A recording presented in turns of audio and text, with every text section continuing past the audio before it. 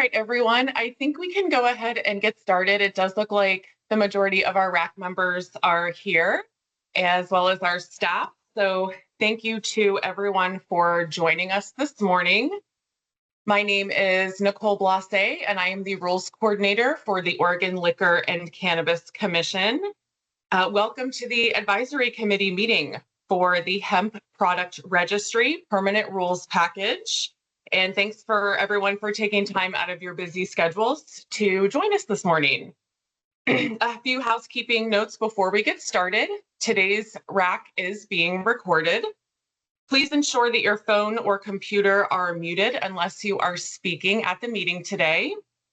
Only invited committee members will be a part of today's conversation. Members were selected due to their level of interest or position within the community. With that in mind, we ask that each of you serve as goodwill ambassadors to the discussion so that you may represent your constituency professionally.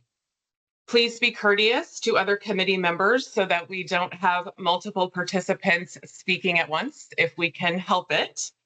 Please use the raise hand function in Teams, or if you are calling in, please interject when appropriate and we will call on you in order. Committee members, please state your first and last name and affiliation when you are making a comment for the record today. All right, we will go ahead and get started. Today is Wednesday, April 2nd at approximately 9:04 a.m. Many of you are familiar with the rulemaking process, but for those of you who have not yet had the opportunity, or for those listening in, I will begin by saying a few words about the rulemaking process and the purpose of advisory committee meetings. The purpose of an advisory committee is to increase the public's involvement in the drafting, development of administrative rules. The Oregon Legislature, through its enactment of the Administrative Procedures Act, ORS Chapter 183, stresses the critical importance of the public's participation in policy development. Advisory committees are an excellent way to solicit input from internal and external stakeholders who are likely to be impacted by the development or amendment of agency policy and rule. Consequently, advisory committee invitees may include licensees, permittees, industry representatives, OLCC staff, members of law enforcement, local government, the public, local community organizations, small businesses, and other interested stakeholders. The purpose of having all of the members on this committee today is to hear from different parts of the industry and our public health and safety partners. The Commission strives to hear from all interested parties. Our role today will be to explain the background and context of these rules and the changes that are being proposed in this rule package. We will provide facilitation to ensure that all committee members can provide input today as well as afterward. Under Oregon's public meeting law, this meeting is open to the public, and members of the public are free to observe our discussion, but may not offer comment. Non-committee members will be able to tender comments during the public hearing and comment period. The agency will digitally record this advisory committee meeting and will produce and circulate a record of our discussion today. During this morning's meeting, we will seek your input on the proposed amendments to the Hemp Product Registry Permanent Rules Package. The Oregon Legislature passed House Bill 4121 during the 2024 Oregon legislative session, which, among other things, directs the OLCC to establish a registry for hemp products for sale to consumers in Oregon. This requires the OLCC to adopt new rules in Division 26. The registry's requirements apply to hemp products being sold outside of the OLCC licensed marijuana marketplace. The bill requires the OLCC to adopt rules related to definitions for the hemp registry, labeling of hemp items by product type, registration requirements, including fees and annual renewal, civil penalties for violations of the law and rules, and embargo and seizure of hemp items. To address these statutory requirements, OLCC staff have conducted a focused advisory committee meeting, which is today, with industry and public health partners to develop the rules. To accommodate the hemp registry in Division 26, The OLCC must also rename Division 26 to Cannabis Concentration Limits and Hemp Product Registry.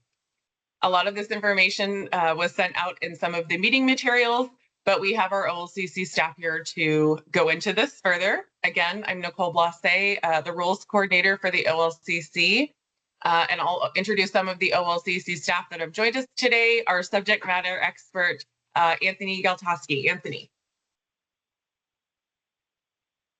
Good morning, everyone. My name is Anthony Galtoski. I run the OLCC's marijuana packaging and labeling program. And as Nicole mentioned, I am the primary subject matter expert for these rules. Thank you all for participating today.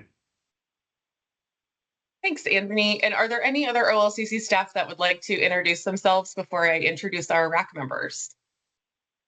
Yeah, I'm Steve Crowley. I am the Cannabis and Education Policy Analyst for OLCC. And I'm David Standiford. I'm the Laboratory Compliance Coordinator with the OLCC. Good morning, everyone. Arnaud Simon, Public Health Policy Analyst for OLCC. Thank you, everyone. OLCC staff, I will move on to introducing our RAC participants for today. I will start at the top of the list, Danelle Romaine. Good morning, Danelle Romaine, representing the Oregon Beer and Wine Distributors Association. Thank you, Janelle. Logan Brown. Good morning. My name is Logan Brown. I am a small business owner who has a wholesaling and growing and hemp endorsement with the OLCC, so representing all different branches of the program. Thank you, Logan. Annie Rothrock.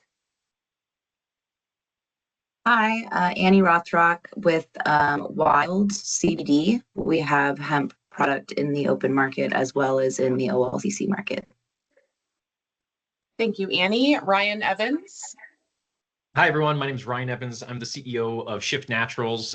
We make Downshift, which is a hemp-infused sparkling water. I'm also a member of the Hemp Beverage Alliance, and I'm excited to help represent that group on the call today. Thanks, Ryan. Cheryl Johnson. Hi, I'm Cheryl Johnson. I'm from CBD Hope Enterprises, and I'm on the Jackson County Marijuana Advisory Committee, and I'm glad to be here today. Thanks for joining us, Cheryl. Andrew Roberts.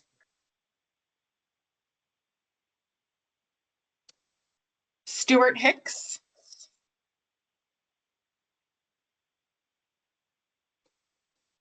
Jeff Beadle. Hey. Good morning, I'm Jeff Beadle. I'm with Alliant Hemp.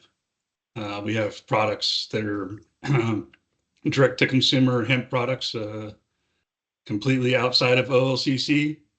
Don't have any interest going to OLCC, so we're kind of a little unique in that way. So looking forward to seeing what we come up with. Thank you. Great, thanks, Jeff. Cameron Steen.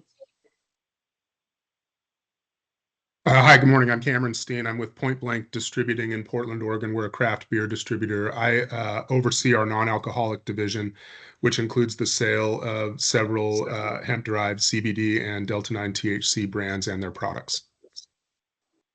Great. Thanks for joining, Cameron. Tammy Sona. I'm Tammy Sona. I have had a white label CBD brand and retail store since 2019. Thanks for joining, Tammy. Paul Murdoch. Hi, I'm Paul Murdoch. I've got a family-run operation, Horn Creek Hemp in Southern Oregon. I've also had a liquor store for 20 years with the OLCC, and I'm looking forward to participating. Great. Thank you, Paul. Adam Foster. Hi, Adam Foster. I'm the Chief Legal Officer with Silver Stem Fine Cannabis. Before I went in-house, I also represented a lot of hemp companies at a variety of places in that supply chain, and glad to be here today. Thank you. Thank you, Adam. Josh Dickinson.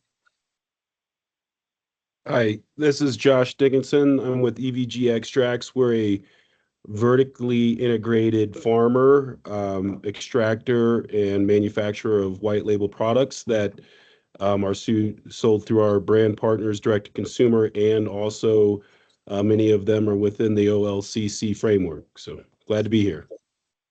Thanks, Josh. Eric Pike.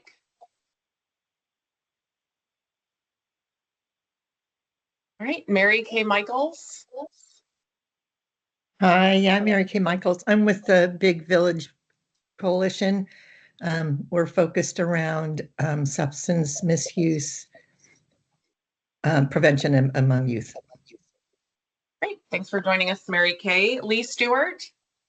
Hi, I'm Lee Stewart. I'm also part of Big Village and a member of the public. Thank you, Lee. Shannon Pinkham. Hi, I'm Shannon Pinkham. I am the Risk and Compliance Manager for New Seasons Market, and yeah, very excited to be part of the group. Great, thanks, Shannon. Sunny Summers. Good morning. I'm Sunny Summers. I'm a Senior Policy Advisor with the Oregon Department of Agriculture. Great, and rounding up the group, our other friend at ODA, Danette Warnett today. Hi, I am the Hemp Program Manager. Excited to see so many folks across the industry here to provide their perspectives and input. Thank you. Thanks, Danette. Great, those are all of our RAC members. We have a great group today. We're going to go ahead and get started. Just a reminder again for everyone to please keep your phone and computers on mute. We have a big group today. So I will turn the meeting over to Anthony to get us started. All right, so what we're going to do today is we're going to go through the rules from the top to the bottom. But what I thought would be helpful for everybody is do a little level setting of what the hemp registry applies to and what it requires. So I'm going to be kind of abbreviating these things, and the rules and laws obviously will control, but the hemp product registry applies to hemp products that contain cannabinoids that are for human or animal use that are for sale to consumers in Oregon. So the hemp product registry does not apply to hemp products that do not contain cannabinoids, that are for topical use only, industrial hemp grain or fiber, commercial feed products, or hemp products transported through the state for sale in other jurisdictions. So when does the hemp registry apply? And this is important. It applies in two different scenarios. So before selling, transferring, or delivering directly to a consumer in Oregon, and then before selling, transferring, or delivering to a retailer for the purposes of sale to a consumer in Oregon. So essentially what this means is anytime a hemp item that is subject to the registry that is being sold to a consumer in Oregon, so that's brick and mortar or online sales only, the hemp registry's requirements apply. And then all those items that are being transferred to retailers for the purposes of consumer sale must comply with the hemp registry's requirements. So as we get into the rules, if anybody has specific questions about those aspects, we can tackle those when we get into them. But I think what's helpful for everybody, if we sent the PDF out, you could pull up the PDF on your screen, or if you have it printed out. What we generally do is we just kind of walk through the rules in the advisory committee. So what I'm going to do is I'm going to start with the definitions. I don't think it's a good use of our time to walk through every single definition that's in here, because as you all can see, there's quite a lot of them. OLCC staff is going to point out some what we think are important definitions that may warrant some discussion or explanation for the RAC members. But with that said, if you all do have any questions about a certain definition, please raise your hand and ask, and we'll be happy to answer your questions. So the first thing we're going to do is Stephen Crowley is going to talk about the adult use cannabis item definition, and that's more of level setting as well. That definition is not open for rulemaking right now, but I think that can help everybody kind of understand some of the regulations around hemp in Oregon. Thanks, Anthony. Yeah, so in Oregon, we differentiate between products that can be sold to all ages and products that can only be sold to adults 21 and over. And we do that through the adult use cannabis item, which is defined in statute and then further defined in rule. And it's an umbrella term for any cannabis item, marijuana or hemp, that can only be sold to adults 21 and over. So it includes all marijuana items. That's not really relevant for our discussion today. But in addition to that, it also includes any hemp item that has more than half a milligram or more of any of total THC or any isomer of THC or THCA. Uh, it also includes anything, any hemp item that was not tested with sufficient sensitivity to show that it is below that half a milligram threshold for total THC. So just to kind of illustrate that, for example, if you make a 20-gram package of CBD gummies, you're not intending for any THC to be in there. When you send it to the lab and they test it with a limit of quantification of, say, 0.05 milligrams per gram. In that case, that's still an adult use cannabis item, even if it comes back as less than LOQ, no THC detected, because the lowest that lab would be able to detect is if that product contains 1 milligram of THC. So labs are capable of getting really good resolution on the amount of THC in a product. For beverages to quantify that, they have to get a really low level of quantification. But even if you're not intending for a product to have any THC and the test results, come back as less than LOQ or non-detect for THC, it can only it's still an adult use cannabis item unless that testing was sensitive enough to show that it's below half a milligram of THC in the entire package. That's not per serving, that's for the entire unit of sale. In addition to that, if a hemp item contains any artificially derived cannabinoids, which is Oregon's term for semi-synthetic cannabinoids, when you extract CBD or CBG or any other cannabinoid from hemp, and then do some synthetic chemistry to turn that into another cannabinoid.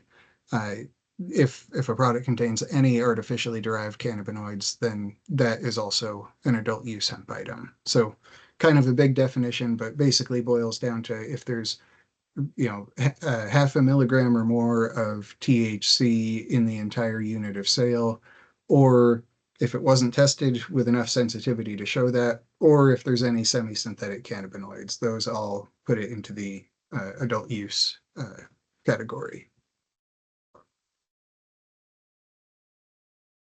Thanks, Stephen. And as you all will see, as we work through the rules, adult use has specific warnings where non-adult use has specific warnings. So that's where this will come into play for the labeling requirements.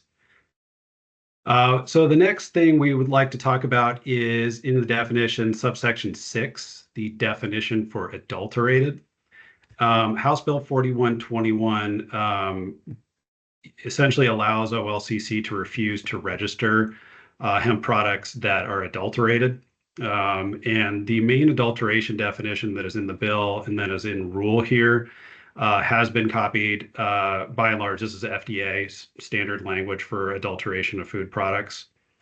But what I wanted to bring everybody's attention to is subsection B, the little b, where it says a hemp item is considered adulterated under paragraph little a, big A of this section. And so essentially what this is saying is these things in big A, big B, and big C, OLCC considers poisonous or deleterious substances that may injure or cause human health harms. So these rules are almost verbatim from our marijuana rules. So big A, these are products that are essentially flavored vapes and flavored infused pre-rolls. So if it's a hemp concentrate or extract and you have what we call non-cannabis additives, and it's a product that's meant for human inhalation, there can't be any of these certain substances in it. OLCC has deemed these as adulterants. We also have included in Big B that the manufacturer of these added substances has to state that it is a product intended for human inhalation. That mirrors existing OLCC rules in Division 25 as well. And big C essentially is a mirror of our processor requirements in Division 25. So essentially, substances that would increase potency, toxicity, or addictive to potential. One example of this would be melatonin. OLCC has prohibited melatonin under this rule and or general adulteration authority as well. Does anybody have any questions or concerns about this inclusion? Yeah, Cheryl. Yeah, since we're on that section, I am seeing that on part B, you have any added sweeteners in the description. So tinctures no longer can have commercial grade sweeteners in them. I believe we're jumping a little bit ahead to the definition of a tincture, but certain tinctures cannot have added sweeteners if they are not alcohol based, and that mirrors what we have in our existing Division 25 rules. Okay, so I need to ask this question because as a chef, these combinations are made every day in kitchens and all over the country and the world. And MCT oil and on commercial grade sweeteners that are health safe. And we're going to eliminate them from our tinctures now because of why? Well, I can bring you recipes from 100 different restaurants that do these on a regular basis. But we're going to clap a tincture label on it and say it's not safe. I can prove that it is. Well, a tincture by its definition cannot be fit for beverage purposes. And under OLCC interpretation, adding added sweeteners would make the tincture more fit for beverage purposes. Stephen, I don't know if you have anything to add here. So do I need to change the name of a tincture to a beverage? Right. I mean, that's basically the distinction here. If there are added sweeteners in a glycerin or plant oil based tincture or liquid, then that would fit into the edible definition, the hemp edible definition. So right, it would be a beverage rather than a tincture and subject to the lower THC limits for hemp edibles. Let's work this out because this is going to be a huge issue for hundreds of products in this line. I mean, so I guess not to get us too off track, but this is existing language from the current THC limits for hemp edibles in Oregon. So I mean, this is not really new language that we're opening up. We don't have the rules opened up that would need to be changed to change that. We can follow up offline later, but I think it's a little off track for the hemp registry discussion. When I was in West Coast Baked Goodness, the biggest problem with the THC system is you do not allow for kitchens and how they work in the real world because we're all about compliance and potency. And I'm totally for that. But if we do not get this under control, and I screamed about it then, and I'm going to scream about it now, kitchens need to be their own section because we are taking lawful products, olive oils, MCT oils, all of those things that are in the consumer market in 1,000 different items, and you are confining us to things that are going to cost us money and or we're going to have to pull products from there because of verbiage. So we really need to work. This is a huge problem. Cheryl, after the rack, can you email examples of that to olcc.rulemaking? And then we can follow up with you there. Yes. Thank you. And I did see there was a comment in the chat about several products. Those products are concentrated syrup bases. And as you'll see in the tincture definition, there is an allowance for concentrated syrups. And so the closest approximation of that would be a soda syrup, something that is too sweet to drink on its own. The entire purposes of tinctures are that they are not fit for beverage purposes. So let's go back to the adulteration definition. I think, Jeff, you may have raised your hand, but now it's down. Do you have any questions or comments about adulteration? Oh, no, I was going to bring something up, but it's a little off topic, so I'll wait till later. Okay. Just as a reminder, folks, we are going to try to stay on topic, but also this, for anyone tendering comments, this is for invited RAC members only. We will have a public hearing and a public comment for the public and everyone to participate, but today's meeting is for RAC members only. So thank you for keeping that in mind. Go ahead, Anthony. All right. Okay, so let's see. I'm moving through the definitions on my screen. It looks like Paul might have a question. Thanks, Nicole. Sorry, I didn't see Paul. Okay. Paul, go ahead. Sorry. Paul. Yeah, thanks, Anthony. The question is just clarification. So what differentiates a beverage from a tincture? Again, just so I have it. Well, there's two definitions in the rules. Essentially, tincture has to be composed of certain ingredients, and they're limited to those ingredients in the definition. And they're limited to a container of 4 fluid ounces at most.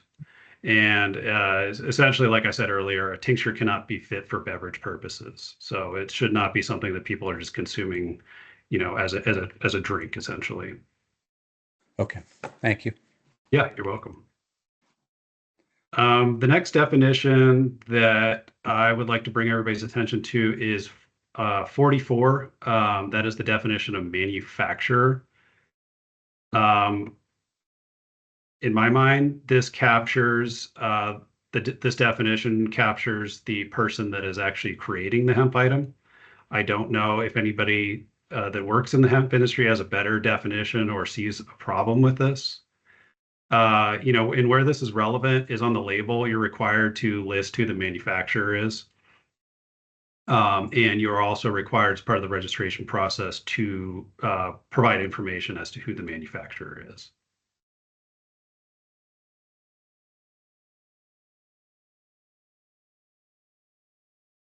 Yeah, Cheryl. Hey, Anthony, do we have anything that deals with white label? I produce only white label products that I have a customer base for, and I don't do ready label products, or they're ready label, but I don't label them. So is there a distinction for that group?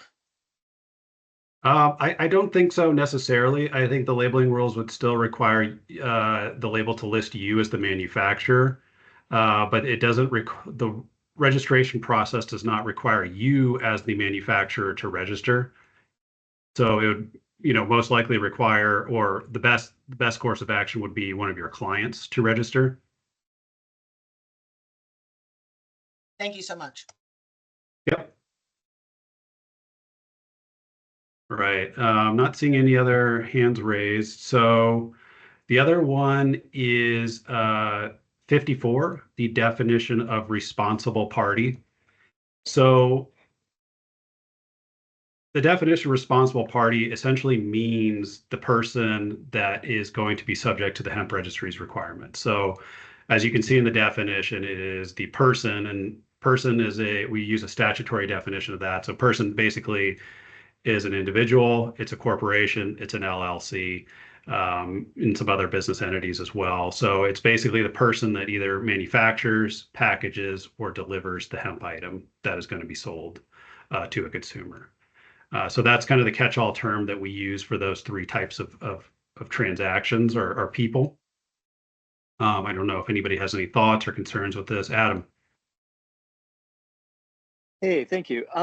Sorry, I was actually back up. This is a small one, but at 47, the definition of net weight, little c, I think if we insert the word for in front of hemp there, for hemp items labeled, that it'll read a little more clearly.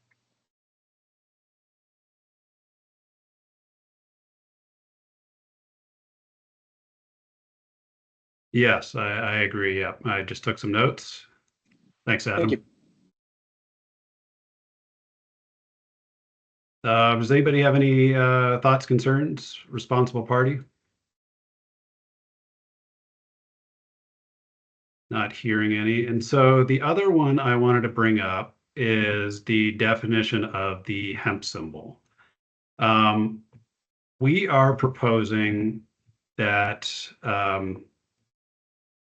hemp products contain what is called the ASTM symbol. And I'm going to paste this symbol in chat. So for those of you that are not familiar with this symbol, can take a look at it. ASTM stands for the American Society of Testing and Materials. And what ASTM is, it's a standards development organization.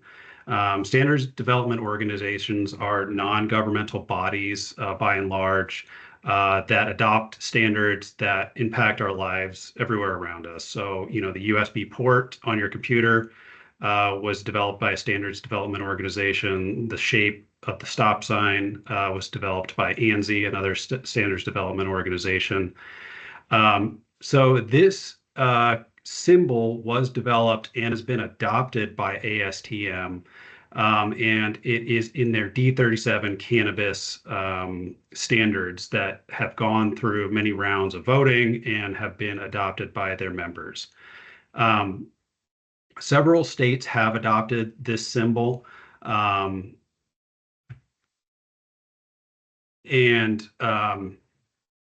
they use it in their adult use marijuana markets. So our thinking, Jeff, I know New York and Montana and possibly Alaska have adopted it. But if you Google Doctors for Cannabis Regulation ASTM symbol, the website will come up, and they'll have a whole list for you, and they'll also have the symbol available to download, all kinds of information about the symbol there. You know, once I'm done talking, I can go grab the link and put it into chat too. My thinking on using this symbol is it will allow multi-state operators to have a little bit more flexibility. I know the hemp registry rules are not, you know, national standards. Oregon's hemp registry rules are, but my hope is that this will help ease some transition burdens for the hemp industry. And we do require the blue hemp symbol, and those are for products that are sold in the OLCC marketplace. So I didn't want the blue hemp symbol to be on all of these hemp products, and to have this very well established ASTM symbol used instead.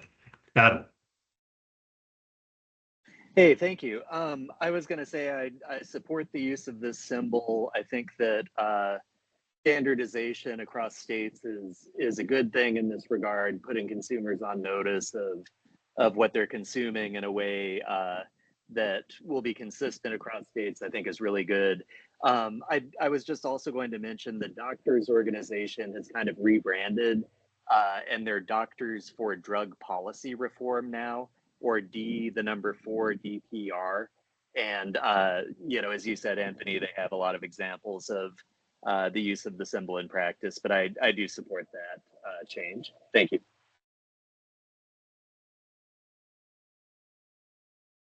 Yeah, I just noticed the branding change as I pull the link up. Cheryl, you should be able to click on the link I put in the chat, and that'll show you examples. Does anybody have any questions or comments about the definitions before we move on?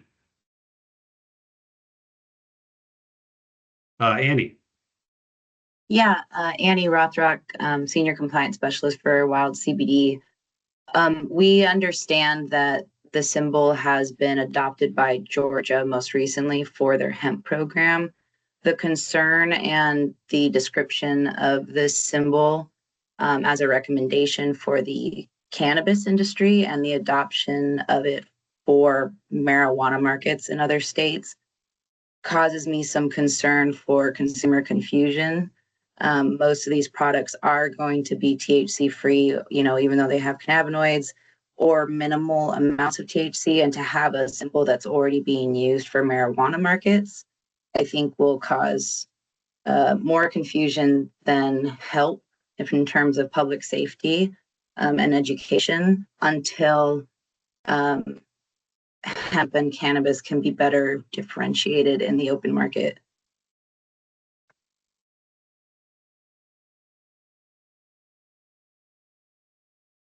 Thank you, Annie. As an alternative, what would Wild propose? At the moment, the only special symbol that we have to put on any of our open market hemp packaging is the Prop 65 warning symbol in California. There is no real hemp symbol at the moment, and The only reason I'm pushing back against this symbol is that it is already being adopted by the marijuana markets. We don't have an alternative symbol for hemp. Okay. I do believe that ASTM's hemp packaging and labeling standards also do reference this as well. It's possible I'm incorrect, but I think they do. But I think, Paul, you were next. I would echo that message from Annie. I speak to a lot of customers. There's a lot of anxiety from our users. They don't want to be using marijuana, and if that was on the package, that would create a lot of confusion and anxiety. Thank you, Paul. Josh? Yeah, I was going to say the same thing about George, and it has caused some confusion, but overall, I think that the use of the universal symbol, it's more meant to recognize THC, not to differentiate cannabis from hemp. So could you clarify when are we still going to be using the blue symbol as well, or both, or when do we use this symbol? This is the proposed symbol. So the blue symbol would not be proposed in the hemp registry. The blue symbol would only be for use for hemp products that are being sold in the OLCC marijuana marketplace. And it's intended to be put on all hemp products, not just adult use hemp products? Yes, that is, as the rules are written now, yes, it would go on all hemp products regardless of THC content. Oh, yeah. Then I would agree with Annie as well, that there could be some confusion there. People are going to assume that has THC in it. Yeah, and I know ASTM is working on developing a non-intoxicating cannabinoid symbol, but as far as I know, that work has been stalled for a couple of years trying to sort through how to define non-intoxicating, which is a notoriously difficult problem to solve. So I don't know what kind of timeline there might be for a national non-intoxicating cannabis symbol that would be available for use on products. Adam, I believe you are next. Hey, thank you. So I do still like the universal cannabinoid symbol. I think, again, in a consistent way, it advises people about what the product contains and lets them make decisions about what they want to be putting in their bodies. But as far as the THC point goes, certainly in Colorado, we have a separate THC symbol, and it's a triangle, I think, with just the letters THC and a little exclamation point on it. And I wouldn't say instead of the universal hemp symbol, but perhaps in addition to the universal hemp symbol for the adult use products, it could also have a specific THC symbol to differentiate other cannabinoids from THC. Thank you. Thank you, Adam. Cheryl, I believe you are next. Thank you so much. This is really going to be problematic. First of all, we're under ag rules that we're now all of a sudden going to be state rules. And customers that cannot have any THC, even when they go into retail stores, and when I talk to people, they know that any symbol on it means that it's THC. Now, the problem is for all of us that sit at this table is we sell outside of the state. And because everyone has their own thing, this is going to be problematic and it's going to stop some sales. Now, tinctures are one of our number one items that we sell. We're going to end up changing a name to that because tincture was the only way to go before by definition. And now we're going to add a symbol that means to them that it's on the THC market, which means it can have what, 5.5% instead of below 3. This is going to be very confusing for consumers, not only in the state of Oregon, where we have seniors that we are, educating every day that know I don't want to have THC. I know that if that that symbol's on it, it's in a sold in THC, it could have higher THC in it, and I don't want to have it. This is going to cause problems with sales. Cheryl, I do understand that, but the reality is a lot of these products do have THC in them, and this symbol is meant to alert people to that. It's not a matter of hurting sales; it's alerting people that there's THC in the products. Excuse me, but I use zero THC. I use zero THC extracts, concentrations, and isolates. So my customers know that we don't have THC in them. Not only have they been drug tested to make sure that after taking our product that it does not have it in it, and I will make sure our LOQ. And by the way, I just got it something from the lab that said it'll cost me $100 more to have that tested all the way down to the sensitivity. And since I probably test more than anybody in the state, that's also another situation we're going to deal with. But the reality is we have to come up with something that isn't going to push our seniors who are using these products for health reasons away from the market and confuse the other states that don't, that now they have their own thing too. Now everything has a different tag on it. So one thing I see Annie and Logan, you've got your hands up, but one thing I wanted to just bring up is what would the group think about removing the symbols requirement from non-adult use products, and maybe just replacing that with the blue hemp symbol. And just generally speaking, what does the group think about just using the blue hemp symbol that OLCC requires already for hemp products sold in our marijuana marketplaces in lieu or instead of the ASTM symbol? Annie. So, in keeping with interstate commerce, the hemp market is not locked between individual states. The most of the registration programs across the United States that we have to participate in do not have a symbol. If we were to have a symbol on the product in Oregon that's outside the OLCC market, to have to create packaging just for our own state when we're manufacturing in the state. We already have packaging special for OLCC market, but the rest of our product is generic enough with no symbol to be able to be sent to all of the other states without any sort of special addition or subtraction of a state-specific symbol. Because that is the norm right now, I think that we need to stick with that in order to allow manufacturers outside of Oregon to more easily sell their product here, as well as manufacturers in Oregon to not have to make separate packaging from the rest of the open market just to sell in our own state.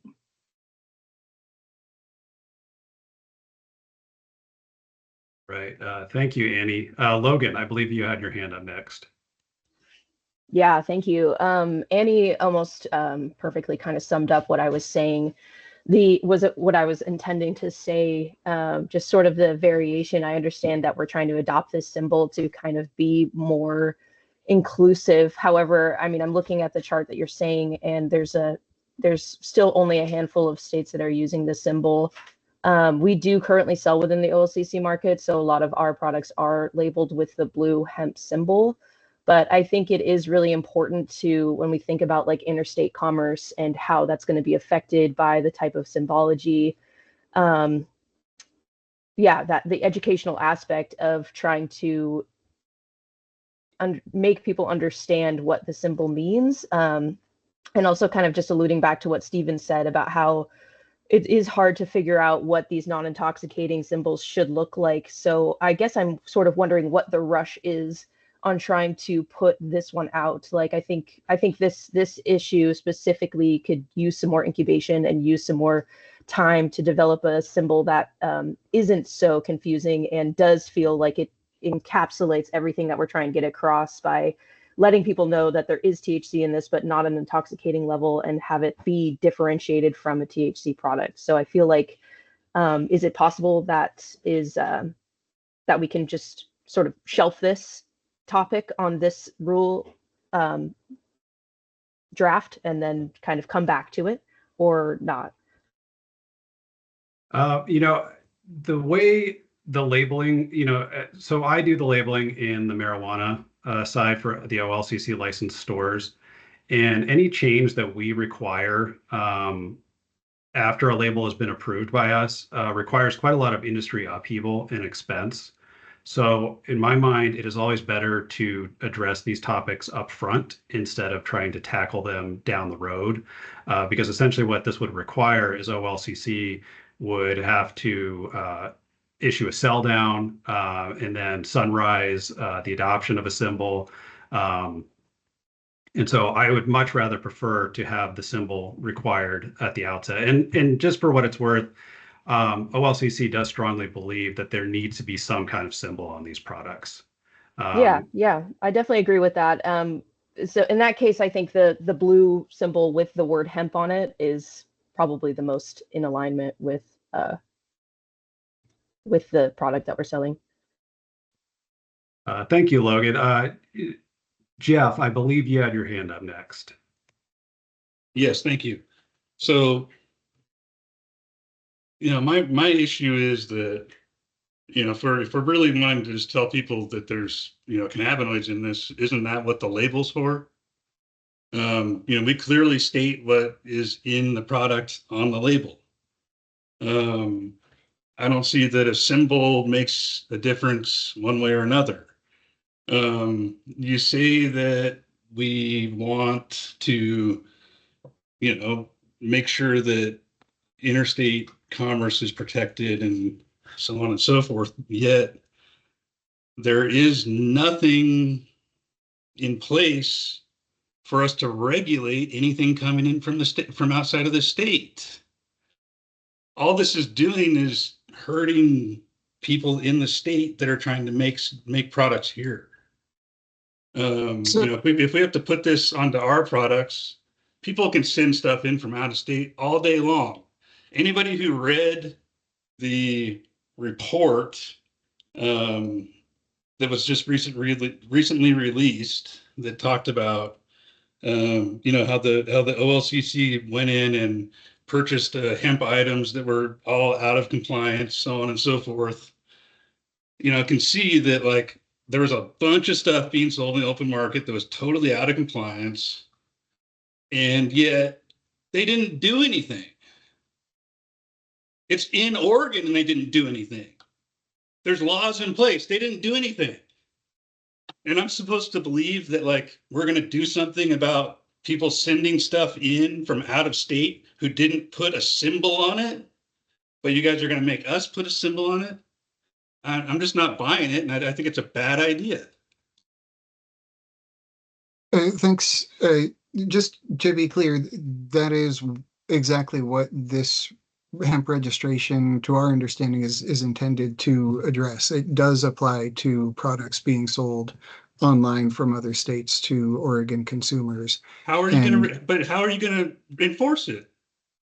If a product is not regulated and being sold to Oregon consumers, this framework that the legislature put in place through House Bill 4121 makes it a lot more straightforward to address those products, because rather than having to establish a whole bunch of different elements, it's just a simple question of, is this product registered or is it not? And if it's not registered, then that product is prohibited What for are you sale. going to do? Like start seizing the mail? I mean, you're going to start raiding people's mailboxes? Because everything that I sell is through the mail. I don't put anything onto a physical shelf. Right. And I mean, you referenced the report that recently came out. The majority of the hemp that was purchased for analysis in that report was purchased online, received through the mail. That's not outside the realm of possibility to order things online and receive them through the mail and take action based on that. I think in the order of time, we're going to move along, but we will get to the civil penalty and embargo and seizure authority at the end of the rules today. Adam, I believe your hand was next. Thank you. So, you know, if the middle ground is to only require the symbol on the adult use products, that's probably fine. But I feel really strongly that for the products that do contain THC, the adult use products, that it must be on there. I think it would be irresponsible to not be advising people that certain products have THC and could be intoxicating.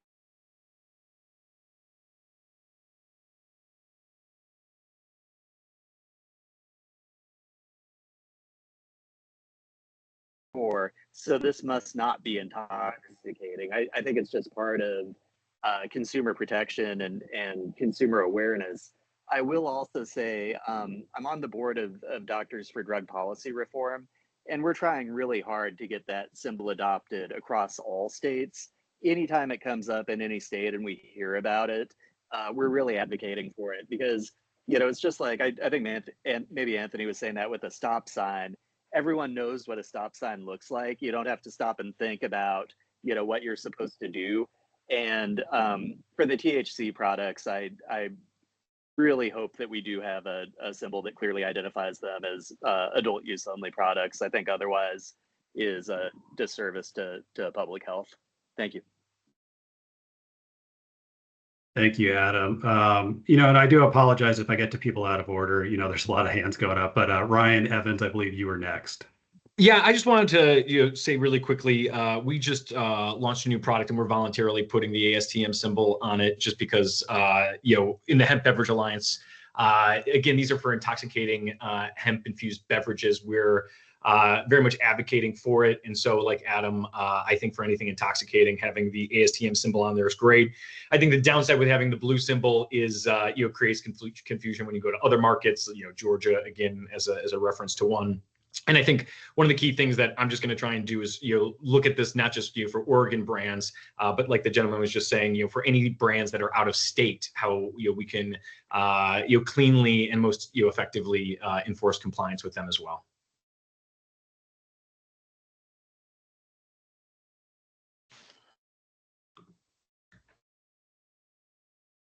Anthony, you are on mute.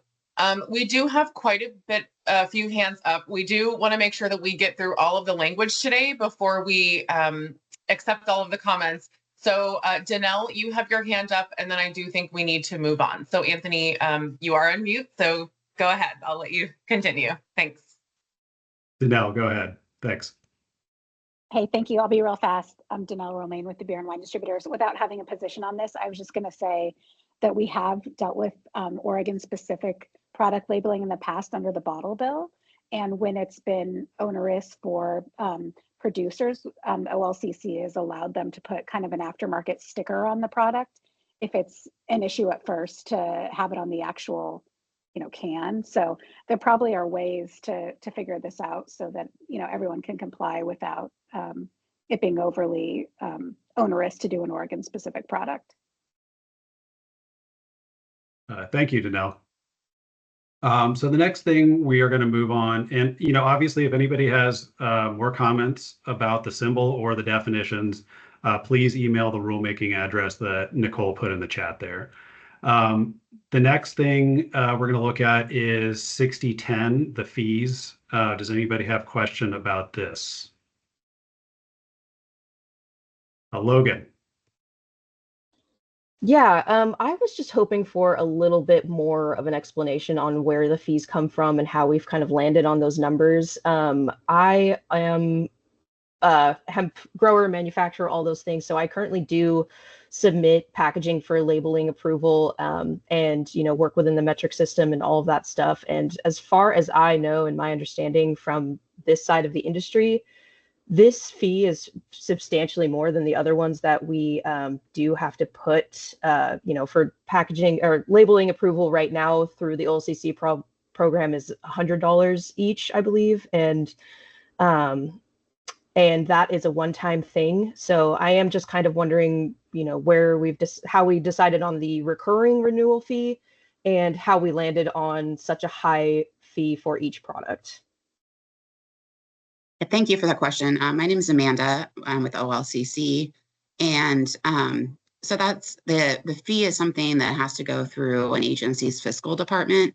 So anytime a state agency assesses a fee on a program, they have to basically do that before the program starts. So they have to estimate how many products are going to be part of this registry.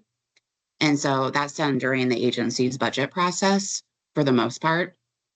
So that's what our fiscal office came up with as a fee anticipated for the amount of products that would be in the registry.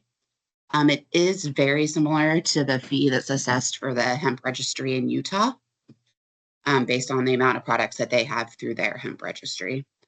And we're happy to get additional information if that would be happy that we could send out to the BRAC members after the meeting. Okay, yeah, because I do understand that for sure. And one thing that I do want to kind of put forward in that sort of structure of how many products are going to be in there. I understand everyone needs to make money and everyone that's, running the fees and things needs to be paid. However, with the decline of the industry, there were 2,000 licenses at the beginning, somewhere around that number. Now there's less than 200 licenses at the beginning. At this point, the weight of the expenditure is being spread amongst less people. And so for me, as a smaller business that is, coming up and doing our best to make it in the industry, having a, $400 renewal fee, $420 for every item that, every category of item that I sell, because I do see the distinction that, you can change strain, things like that. This is a pretty serious expenditure that is going to be happening for each new product at this point in time. Maybe a larger manufacturer might have a different situation. So I just really want to make sure that we kind of include some consideration and some language for smaller businesses that are also trying to thrive and work in both agencies, because now I'll be paying $100 for the OLCC labels, $420 to be able to sell to the open market for each product. So that double dipping definitely does affect smaller businesses. Thank you, Logan. Cheryl, I believe you are next.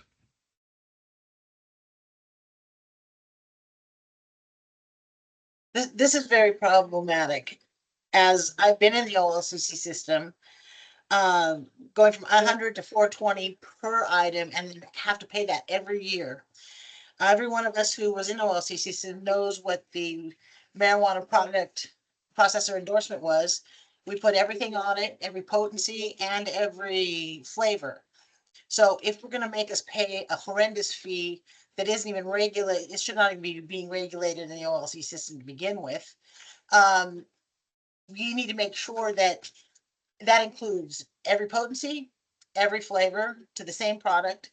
And also, if you're trying to get rid of the hemp industry, this is a great way to do it, because that what you're telling me is in December, when my ODA hemp handler's license is due, which is over 2,000, is what, 2,250, then I also have to, I'm paying for 20 items at 450.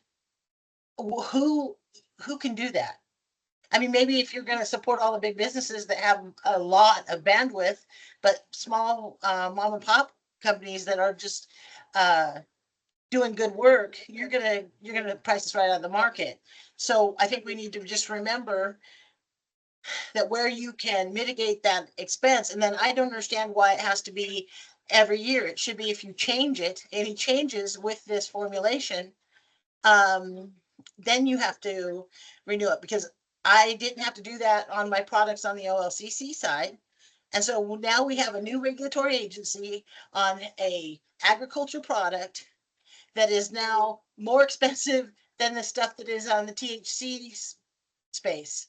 So to just sit there and say, well, Utah does it, and I really, Amanda, respect you, and that, but we cannot continue.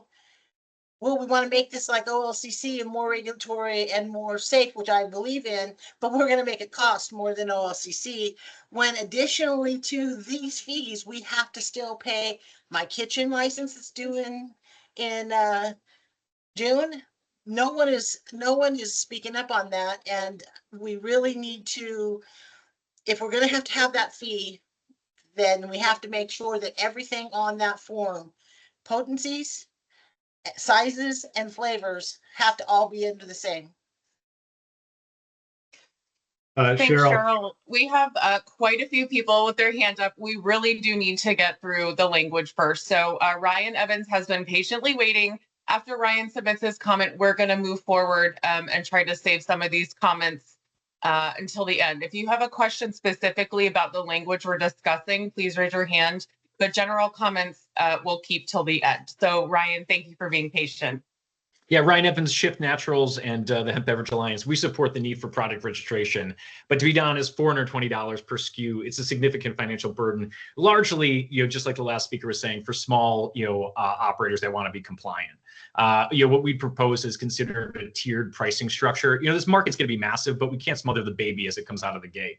And so, maybe doing something based on company size or revenue, to allow for smaller mom and pops. To give you an idea, for our 10 SKUs, that would be $4,200 a year. If we wanted to operate in 10 states, that's $42,000. If we wanted to work nationwide, that's $200,000 a year.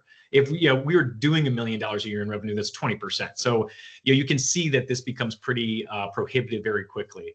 One other option is to explore like a bundled registration for like a family of SKUs for flavor variants and things like that. So if it's the identical formulation, but just different ingredients, allowing for that.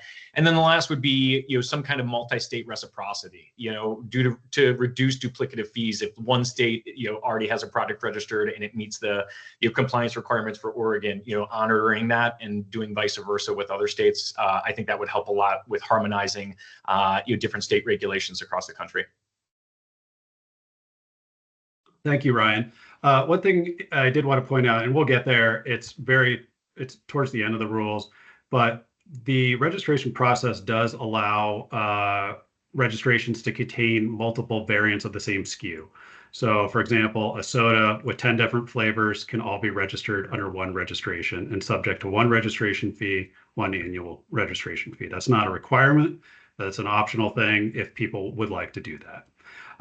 As Nicole said, we are, taking quite a lot of time here. So if folks do have comments about the fees, please email those to rulemaking, and also please include that in your fiscal impact statement that Nicole will talk to us at the end of the rack about. The next thing I want to jump to is 6020, and that is page 8, at the end of page 8. That is the scope and effective date. We can scroll down a little bit to subsection 2 on the start of page 9. And as you all probably know from some of the messaging, these rules are in effect on January 1st of 2026. And a registration cannot be submitted until January 1st of 2026. The reason I'm bringing this up is OLCC does recognize that this can create a potential compliance issue. OLCC will be looking at doing some messaging later this year regarding this, but I want to let you all know that we are aware of this, but we are prohibited by law from accepting fees, therefore registrations prior to that date. And that is what is in the law, and that is what the law says. Does anybody have any questions about this specific provision? Annie, I know your hand went up right away. Yeah. To your point earlier, Anthony, how having a symbol added later is going to require sunset selling. We're already going to have to do that with the application for registration not being able to occur until January 1st. There's already product on the market that's not going to be packaged in compliance with whatever is decided for this program by January 1st. So there's going to need to be a sell down date for product already in the market, and there's going to need to be time for everybody to get their product registered. And I know that, OLCC is not staffed by 1,000 people to be able to register a bunch of out-of-state product quickly. So we would propose perhaps product cannot be transferred to a retailer that has not been registered on or after July 1st. Or just giving 6 months, possibly maybe April 1st, a couple months for everybody to get compliant with the program and be able to sell the product instead of having stuff taken off the shelf immediately. Yeah, and like I said, Annie, we are sympathetic to that. And, the law is it is what it is, and it says January 1st, and we don't have much leeway in terms of rules in altering that. So the next thing I was going to jump into is 6030, which is on page 9. I like to refer to these as just kind of the general catch-all labeling requirements for all products. There are some specific requirements for certain products like edibles in here. But I didn't have anything about the labeling requirements that I thought was terribly different from what we require right now in the marijuana market. But one thing I do, Annie, yeah, go ahead. Annie again. I'm curious about the requirement for the principal display panel to be on top of a lid for a container or jar that's 1.75 inches or less in height, when it appears that the information required for the principal display panel could easily fit around the side of a jar. That requirement is in Division 25 already, and I believe it's been in there for 2 or 3 years. But essentially, that is for small jars that contain an extract or concentrate. And the way those containers rest, having the universal symbol on the top of the lid is the best way to alert somebody that there is potentially intoxicating product in there. And so, you know, I think it's worked pretty well in the time that it's been adopted. But if you do have specific comments about that, please, like I said, email the rulemaking email address. David, would you like to talk about, and I think this is very relevant, subsection 6, the potency labeling. So there are some testing aspects to this hemp registry. And so David Standiford, would you like to jump in? Sure. So I want to jump in and clarify that this is in statute and has been for a long time, but this registry is going to likely bring more attention to this issue, which is that these products all need to be tested just like marijuana. So every batch needs to be tested under the same rules and under the same guidelines. So that would mean that it needs to be tested by a licensed laboratory within Oregon, or if it's manufactured outside of Oregon, by a laboratory that meets the same or more strict accreditation standards and the same tests that we require. So if it's coming into Oregon and it hasn't been tested by a lab that meets those same standards and is not doing the same required testing that we required, then it may not be able to be registered as a product. And so this has always been a rule. But now a COA will be a part of what is submitted for product registry, and we will be looking at that to make sure that that statute is being followed. So just want to be really, really clear about that.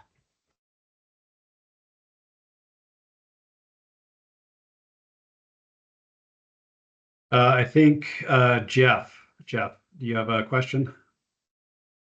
Yeah, so on the label for the total THC and total CBD, I mean, do we have to literally put total THC, or can it just say THC and we assume that that's total?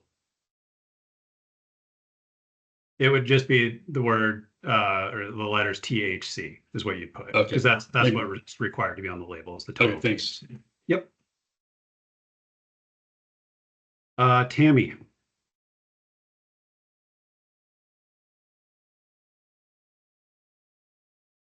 Hi, thank you. Sorry. So our products are THC free, and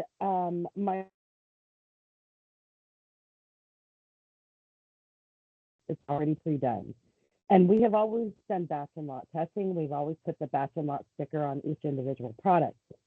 But my products, for example, are a 2,000 milligram CBD. My concern is that I've already paid for that. I've already printed for that. I've tested for that. My products fall within 10% of those limits. And now I'm being asked to put another sticker. Is that correct? Tammy, you broke up at the beginning of your question. I'm not quite certain what you're asking. Sorry. I think my question is my confusion in all of these rules is that the product that I manufacture and have white labeled for me contains 0 THC, period. Yet it looks as if I'm now being asked to, I've always been compliant with batch and lot testing. We've always had a batch and lot sticker on every one of our products. Now it appears that I'm now being asked to have more requirements, more labeling requirements, additional sticker requirements. I think my question is, why are all of, am I incorrect in that the fact that I have no THC, that I still need to comply with all of these labeling requirements? Yes, the bill applies to products that contain cannabinoids. So, for example, if your product contains CBD only, CBD is a cannabinoid, and so it would be required to be listed on the label, as would the THC. So, per the bill, any product that contains cannabinoids has to comply with these requirements, and they have to list THC, CBD, and then any other detectable cannabinoids, and that is what is in the bill. Great, but the way the language is written, I've already paid for the label. I have a standard 2,000 milligram CBD. I can't call it a tincture because it's a sublingual oil, according to these rules. It's 2,000 milligrams. I batch and lot test every single product when it's produced, and it's within 10% of the margin. My label says 2,000. Now I'm being asked by these rules to create another label that specifically states the exact milligram stated by the COA. Is that correct? Yes, so that is correct. What's the point of even printing a label for my products that I've produced for 5 years that have been uniform and standard, batch and lot tested, lab verified? Now I'm going to have to print individual stickers for every batch and every lot. That's an incredible expense on a product that contains no intoxicants, is a CBD product only, 0 THC. This has created a lot of additional extra expenses and regulation for a product that can be sold to anyone over the age of 18. There's no intoxicant, but we are bearing huge fees for product registration, for labeling, for packaging in a product that was already compliant with the rules prior to this. We've always met the rules. I don't know how that had not been carved out in these rules. That exception of a 0 intoxicant, 0 THC, 0 artificially derived cannabinoids. So, I mean, I think just to make sure we're all on the same page of where we're operating, these rules are implementing House Bill 4121 that the legislature passed in 2024. So we don't have discretion to carve out anything that wasn't carved out by that bill. And the bill requires listing of all the cannabinoids.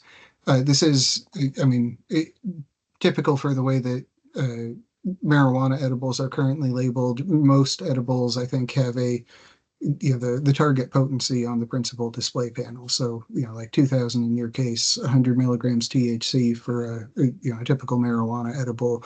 And then in addition to that, on the back, there's that label that gets printed per batch that lists the exact test results. But I mean, having the target potency on the front of the label like that, I think is still allowed for products under this registration the way that we've carved it out. But there are real constraints to what we can and can't do within these rules based on the legislation.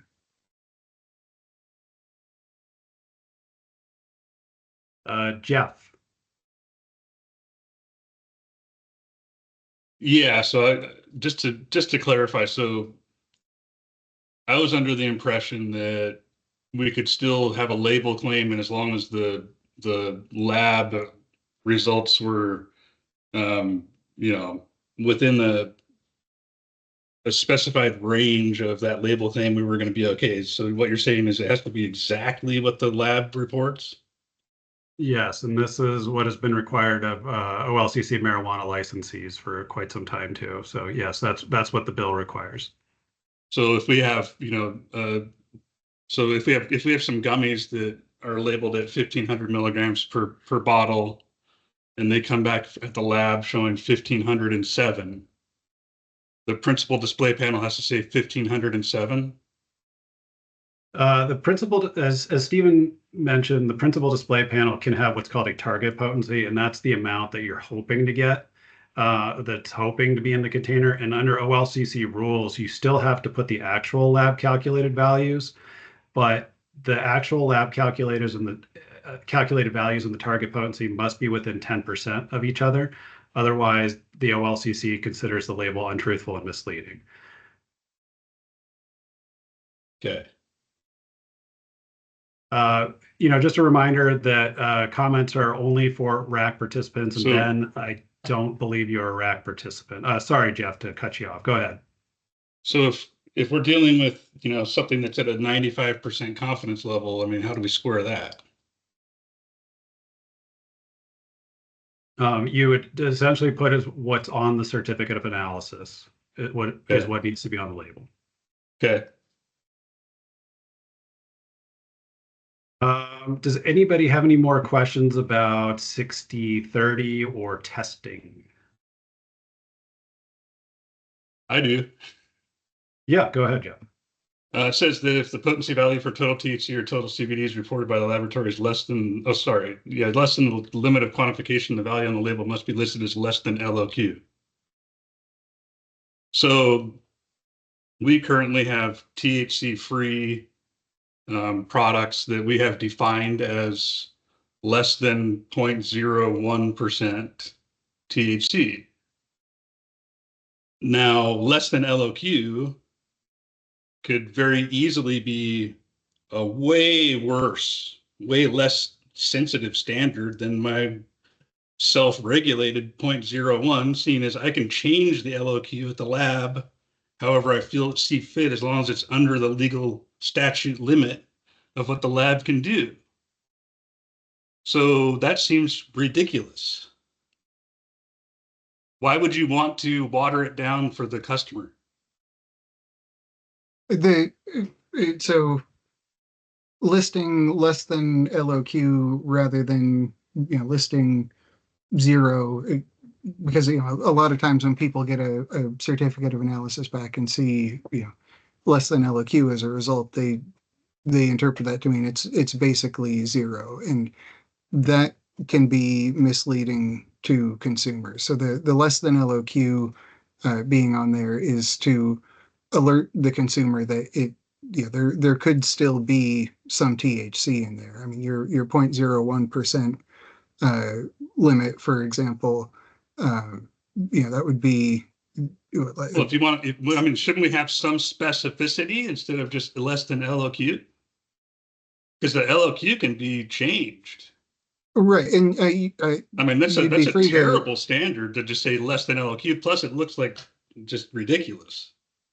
And you'd be free to specify what the LOQ is on the label if you wanted, but 0.01%, if it's depending on the weight of that product, that can still be a substantial amount of THC. So I mean the real purpose here is to make sure that consumers are alerted to the fact that just because. Well, right. So if we want to alert the consumer that there's that it is something, then we need to define that, don't we? Don't we need to define the LOQ? It is defined in the rules. And David, correct me if I'm wrong, but each lab may have a different LOQ. So that is a difficult thing to define. Right. And But you can, I believe that you can actually change the LOQ as long as you don't raise it above the statute limit of 0.3. No, so because they have to be accredited and be licensed by us or be following the same or more stringent standards, they still have to be determining if you're passing or failing the tests. And so part of your submission is they are still having to know what the category of the item is, so that there are guidelines to make sure that that they're testing to a level to determine whether your concentration in the item is permissible under our laws. Well, yeah, And so but if all we're looking they for can't is change the LOQ. If the lab were to change the LOQ to but in a above our hemp concentration limits, that would then be a but in a violation hemp of their item, license. the only bifurcation is, is going to be an adult use item or a not or a regular hemp item, right? No. So either there are either concentration. either the LOQ is low enough for it to be a regular hemp item, or it's going to be an adult use item, right? So there are further So really, the concentration LOQ could be as high as 0.229, and we could say less than LOQ. No, so there are Why not? further defined concentration limits for each hemp item category that are sold to consumers in Oregon. I can put the table in here, but that's actually defined by specific milligram limits in the different categories for the entire unit of sale, not just as 0.3%. I understand, but we can still get to that level at a 0.29%. I think in LOQ. I think in the order of maybe time this would that be, we need I to think this would be better to follow up with afterward. But But what I'm saying is that this is trying to get me to lower my company's standards, and I don't like that. No, it's not doing that. Let's follow Yeah, up it with is. this It says that I offline have to be. It after. must be listed as less than LOQ. I can't list it as a specified less than 0.01%. Let's move on. All right, we're going to go ahead and move on so that we still have quite a bit to get through, everyone. So let's go ahead and move on with the language. Go ahead, Anthony. Thank you. Excuse me. The next section we're going to look at is 6040. So that is the usable hemp labeling requirements. These hemp labeling requirements for usable, so this is essentially hemp flower and hemp pre-rolls. These are almost copied verbatim from existing OLCC requirements. One thing I would like to direct everybody's attention to is the requirement in 13, which is on page 13. And this is required by the bill. The bill does require a website that links to the certificate of analysis for the particular product that is in the container. The language that we used for address a publicly accessible website is in the definitions, and this also includes a QR code. So you can either provide a URL on the label or a QR code on the label. And that QR code or website must link to that specific product. So what that means is during the registration process, OLCC will be looking at that URL and the QR code to make sure it goes to an actual certificate of analysis for that product. What we found during Operation Clean Leaf is the vast majority of hemp products that listed a COA address or a QR code did not link to a COA or an inaccurate COA. So we would consider the label to be untruthful and misleading if it didn't accurately list the COA. Ryan, go ahead. Yeah, just had a quick question for you. When you scan the COA, obviously, you're going to have different COAs for different lots of manufacturing. And so to change that scannable QR code for every production run would obviously be cost prohibitive. So the way that it currently works is you scan the COA and then you enter the batch code that's on the bottom of the can. Is that acceptable and compliant? The QR code wouldn't directly link to the PDF, but then it would link to the section of the website where you could enter the lot code and pull up the PDF directly. My intuition is that sounds fine because as you'll see, the rule says that it would enable a reasonable person to reliably locate it. So the method you just described to me seems like it would comply with that rule. Because another option, which is lazier on our part, is we could just link to a Google Drive folder with every COA, but then it's like you can't even find the forest from the trees. So we're just trying to make it, really easy for the person to find it. Okay. Annie, go ahead. Yeah, Annie, Wild CD. I'd like to echo what Ryan said, to use a batch lookup function from the QR code to be able to find the specific COA for that batch. And, for what it's worth, if folks, as they work through how they're going to label these products, if they want to email OLCC these concepts like Ryan, just feel free to do that, and we can, provide guidance as well. The next thing I want to move on to is the warnings. As you can see, the warnings are bifurcated for adult use cannabis items and then for non-adult use cannabis items. So the bill requires for adult use cannabis items 2 specific warnings. So it requires what's in 14A for use only by adults 21 and older. And then it also requires keep out of reach of children and just keep out of reach of children. But we also added pets. The other thing I added was this product may impair the ability to drive or operate heavy machinery, and do not consume during pregnancy or while breastfeeding. Those 2 warnings are what is in ASTM's D37 cannabis packaging and labeling standards. So these warnings have been vetted by ASTM members. They've been voted upon, and they are present in many other jurisdictions. So my intent in including these warnings was to make warning language across the states more standardized. Annie, go ahead. I see that specific warning for these hemp items that are an adult use cannabis item. I would like to ask about the warning for the hemp item that is not an adult use cannabis item, because there is no warning required in statute for those items. And the hemp definition includes consumption by animals, and yet we're saying here to keep out of reach of pets. And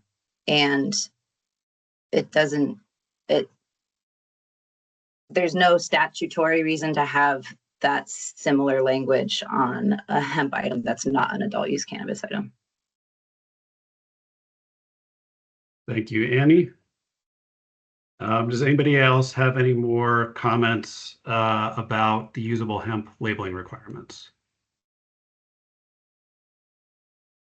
Sorry, Anthony, one more thing. Yep. For the adult use cannabis items, I think it would be more in line with warnings that we've seen in other states, where it says keep out of reach of children and animals instead of children and pets.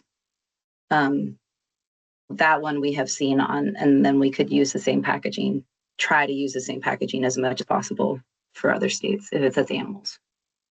Annie, if you could email me those specific states in the citations, I'd appreciate that, and I can look into it too. Yeah, definitely. Paul. Hey, Anthony, thank you. Just a point of order. I assume that since we're not on a board, but we're just members of the RAC, we're not bound by rules of order that state we can't talk about this amongst ourselves outside this meeting. I can answer that. That is correct.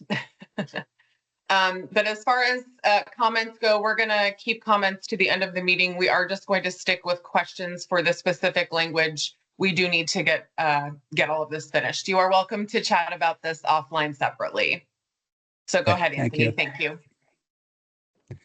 So the next thing we're going to move to is the hemp edible labeling requirements. These requirements are very similar to what we require in marijuana right now. One thing I wanted to bring everybody's attention to is the nutrition templates. So these are what's required on conventional food right now. One thing OLCC is exploring and adding this in the notice draft is also tying the serving size requirements to the CFRs. So FDA set serving size requirements for certain products. So we are exploring doing that for beverages. So the beverage serving requirement would be 12 fluid ounces. And then according to our concentration limits, that would limit the serving size to 2 milligrams of THC. So I will post the CFR in the chat. But in the bill 4121, section 11, sub 4, sub J states if the product is a food product, any other information required by law or rule for food products. Arguably, this requirement would already be required, but we decided it might be better to give more clarity by directly referencing the CFR and rule. So that is the CFR citation, and that would appear possibly in this rule or in 6030 in the notice draft that we will provide. So if anybody does have any comments specifically about the fiscal impact of this, definitely include that in your fiscal impact statement. Not expecting anybody to comment on that right now, but please keep that in mind. The warnings are very similar to the usable hemp warnings. However, the warnings are in 18, which starts on page 14. It would have to have a statement that the product is not approved by the FDA. This is a very standard statement. Ryan, I'll get to you in one sec. And then the warnings are very similar that we saw in the usable, but we also do require the be cautious statement. And that statement is what is in our cannabis products, or marijuana products, excuse me. And that is what's required to alert people that these products may have an onset activation time and, to kind of take it slow. Ryan, go ahead. Sorry about that, Anthony. I was kind of caught off guard. I started frantically Googling things too when you talked about CFR 1019. Because I'm just looking at this through the lens of like trying to harmonize things, across the country. And so, for example, Downshift, our kind of hero product, is a 16-ounce, 2 milligram, fully OLCC compliant product. And to me, it's like we're trying to prevent excess, amounts of THC in the marketplace. And so in Georgia, and I know that doesn't apply to us all here, it's a 12-ounce can is the limit. And to me, that makes no sense. Like if I'm going to make a 16-ounce or a 24-ounce and it's still 2 milligrams, like why is there a downside to diluting it? And then, if we enact a 12 ounces like the standard and only allow for 2 milligrams, which is one per serving, it drastically, alters the landscape in the market of brands that, would be in Oregon and be compliant, which means you either have more non-compliant, bad actors or just less brands kind of representing it. And so I think there needs to be some harmonization here across like the different states. But I think, Oregon is in a, tough spot where it's going to be very prohibitive, to brands and for consumers, from a choice perspective, unless we either increase the milligram dosage or we change like the, serving size. So anyways, just wanted to comment on that. Didn't mean to take so much time. Yeah, no, that's helpful. And I think just to clarify, limiting it to everything has to be a specific size is not what we are thinking about. Just thinking about for, setting a serving size following the FDA CFRs. So if you have an 8.4 ounce can or a 12 ounce can, that would have to be one serving. You couldn't say that 8.4 ounce can contains 10 servings, and so a person is supposed to consume 0.84 ounces at a time for each serving. I don't disagree, and I totally, and in fact, agree with that, and it aligns us with the FDA and the RACs thing. But I do think, Stephen and Anthony, you guys can tell me this. We currently have a rule of 2 milligrams per serving. Would it allow us the flexibility to increase that rule so that the essentially like milligram dosage stays the same? Specifically, it seems like more and more states are harmonizing around a 5 milligram beverage in a 12-ounce container. This is kind of what we're seeing in California, and more and more states doing that. And currently in Oregon, we can do 2 milligrams per serving, but up to 10 milligrams per container. And so, just as an example, we just launched these Shift cocktails. They have 4 milligrams of hemp THC, so they're 2 servings. But under this rule, if we were to do 1 serving, it would no longer be compliant. If we did 1 serving, completely agree with it. It just seems like it would make sense to increase that milligram dosage slightly. Yeah, I mean, and that's something we could think about, but that would have to be through a separate rulemaking process. Okay. Those particular rules aren't open in this package. Okay. Annie, do you have a question? Yeah. For the warnings, again, just with interstate commerce in mind and packaging requirements for other states, having this specific warning language just for the packages to be sold in Oregon, we would request that perhaps instead of specific language that we are required to have notifications on the packaging that alert consumers to be cautious if pregnant or breastfeeding. Some statement that the FDA has not evaluated the product for safety or efficacy, some statement about consult a doctor before use, because there are variations, even with the one that you just cited as an example, with this product is not approved by the FDA to treat, cure, or prevent any disease.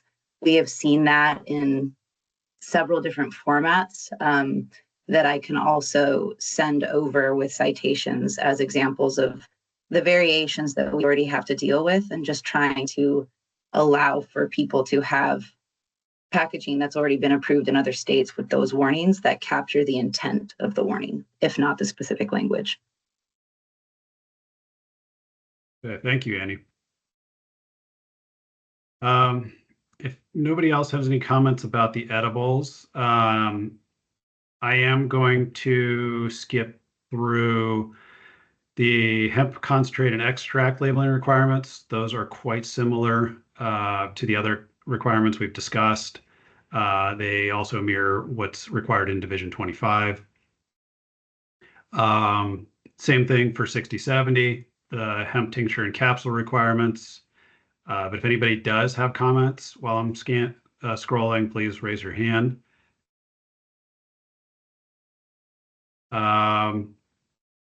So 6080, what this rule is so hemp cannabinoid products, this rule is essentially a catch-all bucket for products that don't fit neatly into the other rules. And really what this rule is for an infused pre-roll and flavored vapes. So vapes that have, non-cannabis additives like terpenes and other flavorings. These requirements mirror what is required in Division 25. I will highlight that for flavored vapes, the rules are the exact same thing in Division 25. So basically, there are very specific labeling requirements, including listing all additives that are used in the product on the label as well. So I'd just like to bring that to the RAC's attention. Because I know that is not required by and large and for other hemp products. So 6090 is artificially derived cannabinoid labeling. I'm going to let Stephen Crowley briefly talk about this and kind of what this means. Sorry, which page? It is page 20. 6090.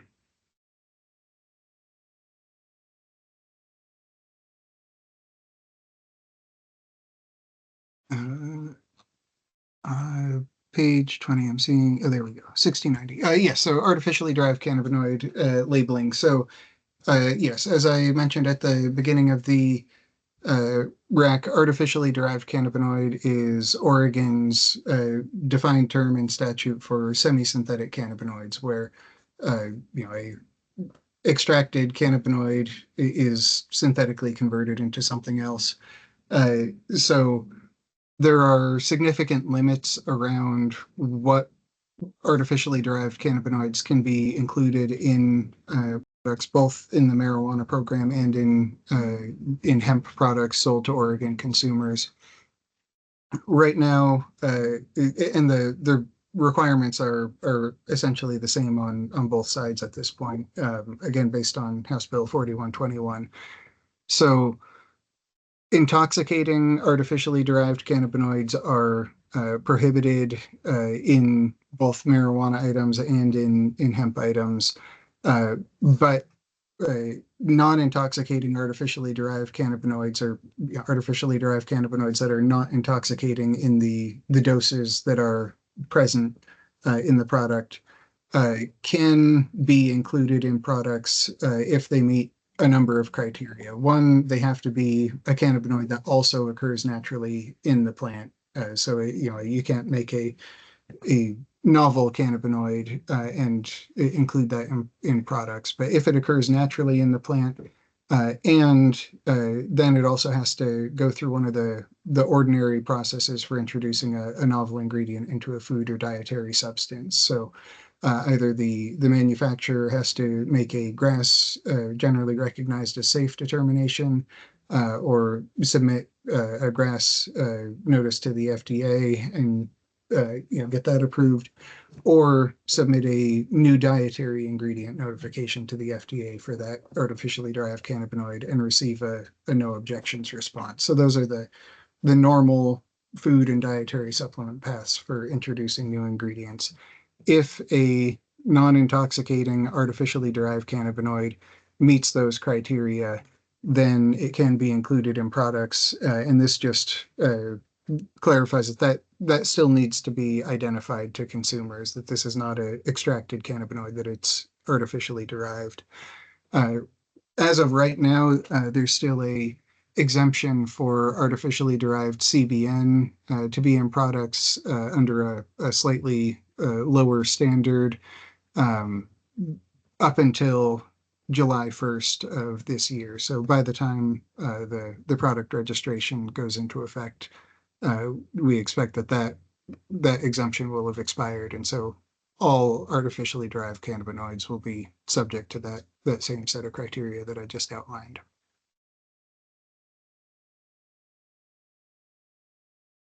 Thank you, Stephen. Does anybody have any questions or comments? Well, specifically comments on 6090. We can move on to 6100. And so I'm on page 20.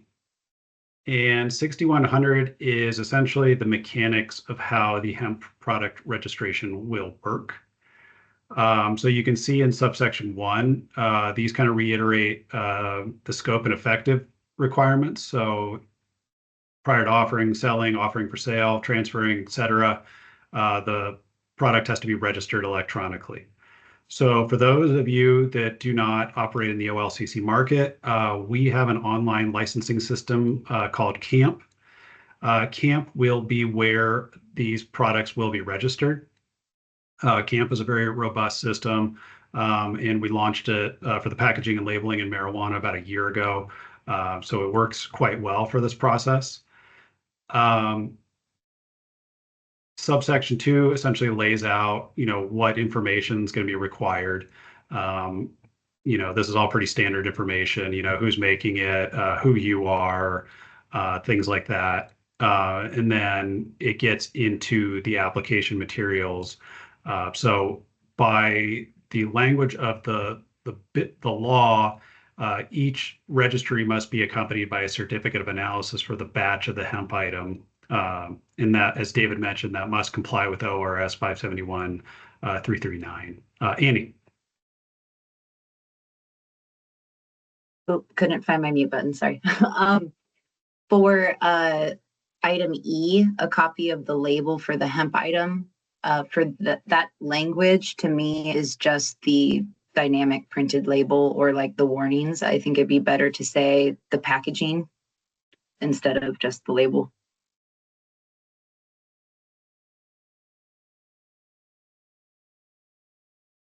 Thank you, Annie. And so, a statement whether the hemp item is an adult use cannabis item. And I think what we'll try and do is have a link to the actual rule so people, can know what that means. G, big G, which is on page 21, gets a little technical. And this is basically for registries for products that have additives that are meant for human inhalation. So those are the flavored vapes or a flavored infused pre-roll. So what we require in Division 25 for our marijuana licensees, and the same requirements are here, is essentially a list of all the additives that are being used in the product, their CAS numbers, which is a chemical abstract service number, the concentration of each ingredient within a certain specified range, and a statement by the manufacturer that the product is meant for human inhalation. So that has to be submitted for these particular registrations. They can be marked trade secrets, it says later on in the rule. Big H gets to the artificially derived cannabinoids that Stephen mentioned, just additional application materials. And these are the same application materials that are required of our marijuana licensees. Let's see. So 5 goes over the bases for the commission to refuse to register. So basically, by and large, and I'm generalizing here, is the commission will not register a hemp item if it doesn't comply with these rules for 4121. So examples are, it doesn't contain a certain symbol, or it doesn't contain warnings, or the ingredients that are listed in the product would make it an adulterant under these rules in the law. Those are the bases for which we will refuse to register the product. Tammy, I see your question there, and I'm almost there. So sub 6 gets into kind of the back and forth if, the registration isn't made compliant. So basically what OLCC does with our marijuana licensees is when they submit a application, OLCC staff reviews it, and essentially I review it. And I review it for whether it complies with the rule requirements. And so I go from top to bottom through the label, through the rule requirements.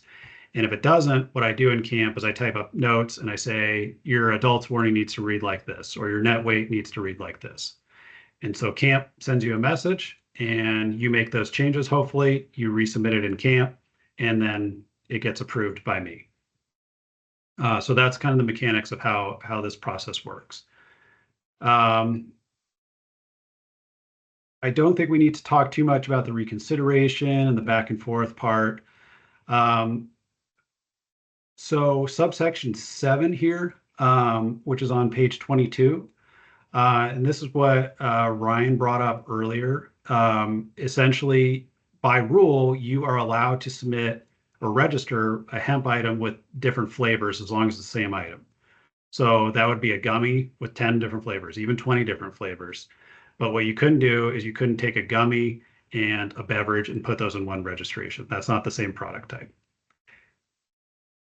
And like I said before, not required, but is an optional thing. Annie.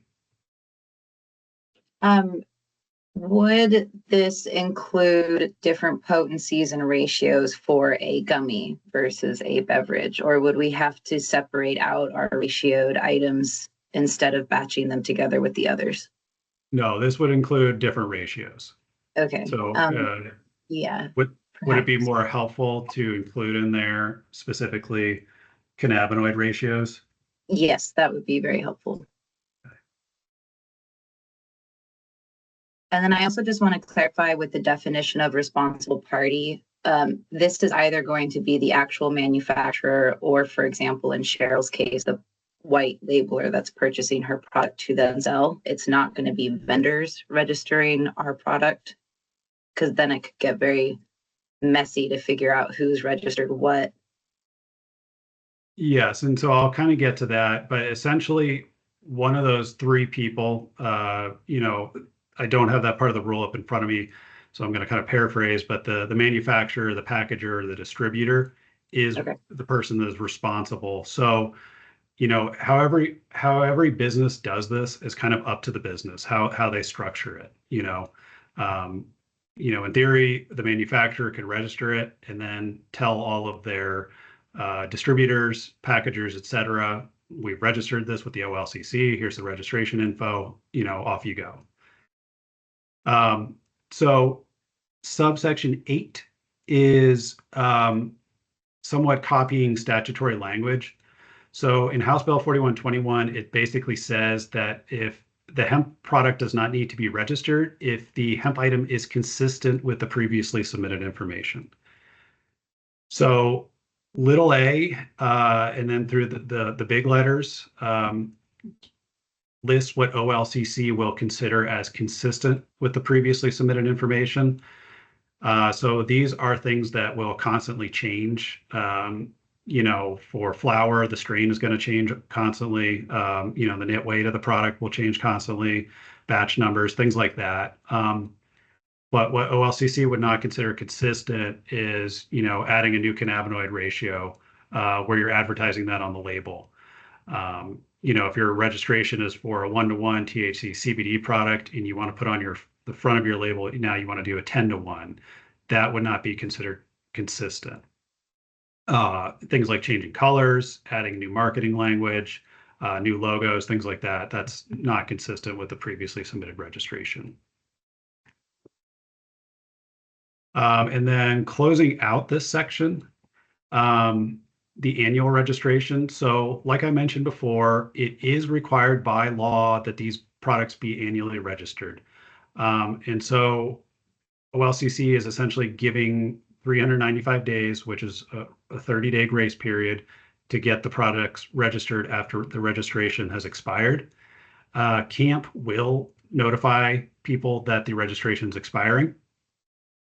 And then if the registration is not renewed within that time frame, the registration is essentially removed. And so whoever is transferring, selling, et cetera, is now not in compliance with these laws and rules. Before I move on to the civil penalties section, does anybody have any comments about this? Annie, go ahead. Yes, for clarification on this process, if we were to register wild CBD gummies and flavor, color, size variation, ratio doesn't matter. If we were to add a new flavor mid-year, then it would not need a new registration because that item has already been registered. Or would it need to be reviewed and registered? And then what would that application fee be if it's not bundled with the previous registrations? Or would it happen on renewal? It would need to be it would need to happen as a new registration because if it's a new flavor, it's not a permissible, it's not a consistent with the previously submitted information. So the mechanics of how this works, because it's on an annual basis, it's not going to be as similar to the marijuana program where you can amend, you know, anytime you want. So this will require a little bit more foresight. And in terms of allowing modifications upon renewal, that is something that I am aware of, and I need to look into the mechanics of how that could work in CAMP. Okay, so if we had a bundle of gummies and then we added a mango flavor midway through the year, it would be $420 for that one mango flavor, as well as $420 for the batch of 20 whatever other SKUs. Correct. All right, that I feel like needs to be reconsidered.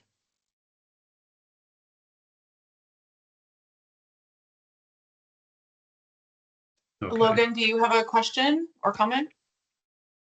Yes, I do. Yeah, I was just kind of wondering more if you could explain the thought process behind that and why the amendments aren't allowed and why there isn't sort of just a simple amendment fee. Because, you know, as you said, it's not going to model the pretty functional and reasonable process that the OLCC label registration already has, which is does work, and I do agree with that. So I'm just wondering why it's going to be so much more restrictive for the hemp program and so much more expensive, as Annie pointed out, to amend a product line. I think the issue is the annual renewal. Marijuana labels do not require an annual renewal, so they are pretty much set in stone. And for what it's worth, there is nothing in law that requires OLCC to do manual or annual renewals for marijuana labels. That is different in 4121, and I think the mechanics of that, of allowing people to modify, in between renewals, can kind of get messy. But that is definitely something I'm going to ask our developer if they can think through any issues with that. Logan, do you have anything else? No, that was pretty much it. It sounds like it's more of a staffing issue that's kind of prohibiting making the ruling this way than, it's just the onslaught of registrations that you're going to be dealing with that makes it that way. Because I agree with Annie. I think that should be revisited because, that seems like the burden is sort of put on us in that sense instead of, an actual rule. Thanks, Logan. Cheryl. Yeah, again, we have to talk about how kitchens and making something from a liquid into a solid is different than anything else that we're doing, and we're limited to the potency in the OLCC system. So we know what our formulations are, so there's no mistakes. But what doesn't get included in any of this is if I'm making caramel and it's too much humidity. A recipe that I have has 1,144 caramels, but now it's loose. I now can't take that loose caramel that I can't use because it's too loose and make it into a turtle and turn it into a product, because by the time I do all this, it's perishable. So this is problematic for a lot of reasons. The fact that we have to modify for a mango flavor that doesn't change anything. There's no other kitchen food science in the world that is required to do this. Considering that these are products that have CBD in them and not THC. So I'm going to continue to raise this because we are serve safe, we are food safe, we are chefs, and we take our profession seriously, and we are not being treated with our industry standard and the respect that we deserve. This is all on the premise that we're going to do something that's going to hurt the public when our kitchens are probably better than most at home. So I really think we need to reconsider how this is being done and forward move on making these rules for something that is a kitchen food science situation. Thank you, All right. Cheryl. Thanks, Cheryl. We need to move on. Thanks. Go ahead, Anthony. And Tammy, I apologize for this. The access to what has been registered, that is a very good question. CAMP does have a public search function for what has been registered, what has been approved in the marijuana system. So you can essentially search by the label ID number, which is an identification number that is unique to each registration. You can search by the manufacturer name. There's a whole host of search options. Right now, we don't use this a lot on the marijuana side, but CAMP does have the functionality of displaying labels as well. So retailers and other people in the supply chain that are subject to these registration requirements can utilize CAMP to verify what has been approved. And of course, OLCC staff is always available to assist as well. So the next part, and I know we're getting there. So this is the civil penalty section. And I made a Scrivener's error when I prepared the RAC document. I omitted this language that I put in the chat that is highlighted in yellow. Essentially, what this language makes it clear is that per the law, any violation of the law or the rules adopted thereunder, OLCC can impose a civil penalty of $10,000 per violation. And little a makes it clear that each violation of the law or rules is a separate violation, and that each unit of sale is a separate violation. So, for example, if there are 10 hemp tinctures on the shelves that are not registered, that is 10 different violations. But as you can see in subsection 1, and so I'm on page 23, sorry about that. So big A, big B, and C, and D, and E all have various essentially civil penalty charging schedules. A is for essentially standard violations, things like not registering. But B, C, and D, and E all get to more serious violations. So B, the example of B is subsection 2 and 6030 refers to a label being untruthful or misleading. So, for example, if a label was approved and then after the fact, somebody put a health claim on there, like something like this product will cure your cancer, that would be assessed by OLCC as a much more serious violation. This doesn't happen too much in the marijuana world as well. But we also added subsection F to consider mitigating factors as well for the civil penalties. Cheryl, do you have any comments? So in the OLCC system, when there is a situation where there's a fine or penalty assessed, there is a system which they can bring their that fine down by complying and working with the OLCC to make sure that that doesn't happen again. Am I understanding that that will not be the issue on the hemp side? So if you look at big F, that is where the commission may consider mitigating or aggravating factors to assess a greater or lesser civil penalty. Thank you. So that is where OLCC charging discretion would come in. And Cheryl.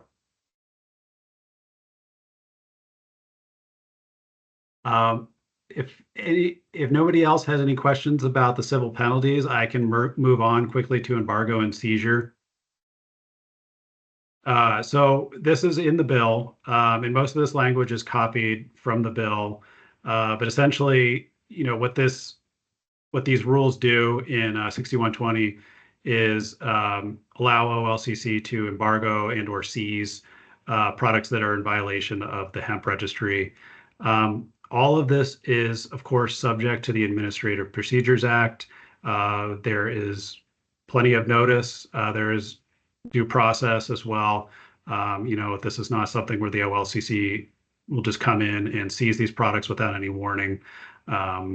Does anybody have any questions or comments about this section? Yes, Cheryl. I have just one question, and I've let OLCC, many people in OLCC know about what's happening.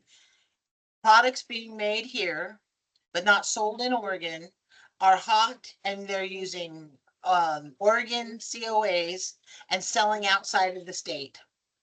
I've sent many samples of this and or told that it's not an issue. Are we going to get, now that we people who have been compliant this whole time and working hard to support this industry and local farmers, are we now going to see you coming down on them because they are actually making their products in Oregon, getting them tested in Oregon, and even though they're hot, is there going to be something to the lab saying that they now have to turn those in?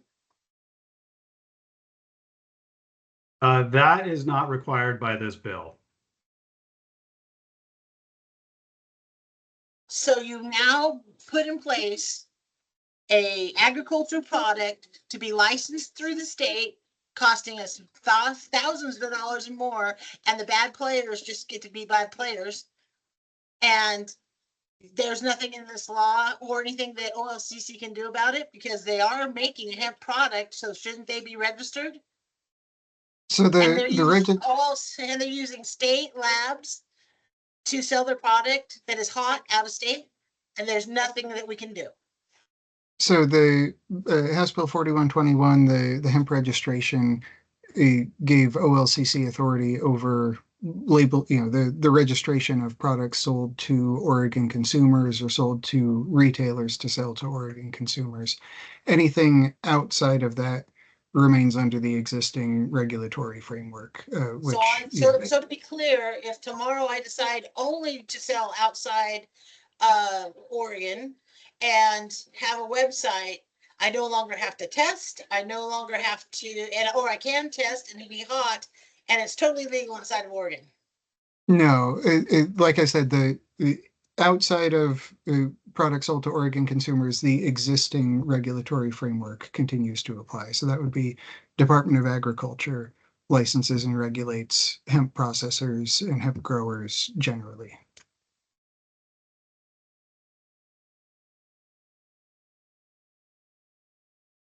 All right, Anthony, does that conclude the review of all of the proposed rules for today? Yes.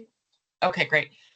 So before we conclude with any sort of general comments, does anybody have a fiscal impact statement that they would like to share or any concerns about the fiscal impacts of this rule package?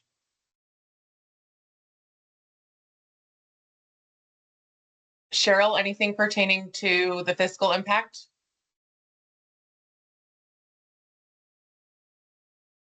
Cheryl, you are on mute if you're talking. There are several parts of this that are going to be a financial impact. The specific is the $420 registration fee for each and every product. I'm glad that topicals is not included, but tinctures are included, and that's a huge, and candies. I have a $19,000 candy machine I'm not even going to start up because it's not going to be worth it.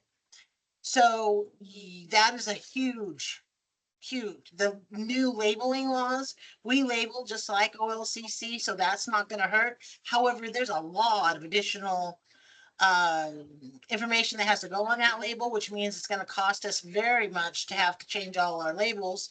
And as somebody who I have worked with every one of you on this panel, know that I am a compliance person. I believe in the consumer safety of this, but I am not for rules just to be compliant.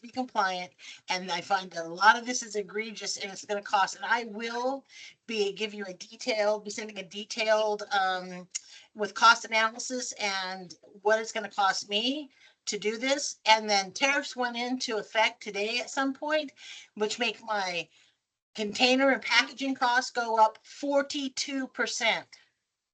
So I think that you are making a huge mistake in making these rules and regulations now, in which a time where everything is unstable and you're going to put local people. So all you're going to do is make big companies from outside be able to thrive in Oregon and put out people who are doing this for actual medicine for the consumer. So this is extremely concerning to me. And I know you are just following what you have to do for the law, but I think we always need to remember with administrative rules, there are ways that we can do things. And the fact that January 1st is when we can apply, and then all of us are going to put all of our stuff in January 1st. Are we able to get on camp before then? Because we won't have a license number to attach it to. So I think that basically on January 1st, if we don't have a license, we don't get to have our products on the shelf. So this is concerning, and I don't think it was well thought out. All right, thanks for sharing, Cheryl. We are going to continue with the fiscal impact statements first. We will have a little bit of time towards the end for general comments or questions, sort of a roundtable. But for fiscal impact statements specifically, is there anything that anybody would like to share? Jeff, would you like to go ahead? Yeah, thanks. The fiscal impact is going to be great within the state of Oregon. I just pulled up my yearly sales in Oregon, and in reality, just registering all my products per these guidelines, having to have special labeling because I'm not going to put this labeling on my other state's products. Having to put a sticker on it that shows every single minor cannabinoid that is showing up on my test at every level, batch specific, makes it so that it's not even worth me doing business in Oregon, which is absolutely ridiculous. This is just setting the table for large companies that you aren't even going to capture the registrations from, or smaller companies that you're not going to capture the registrations from, to come in and dominate the market through just bringing stuff in through the mail.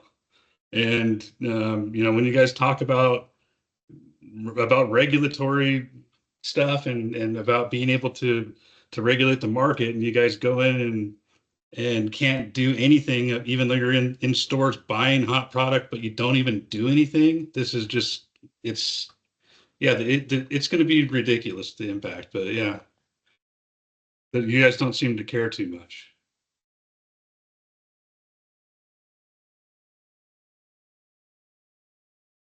All right. Thank you, Jeff.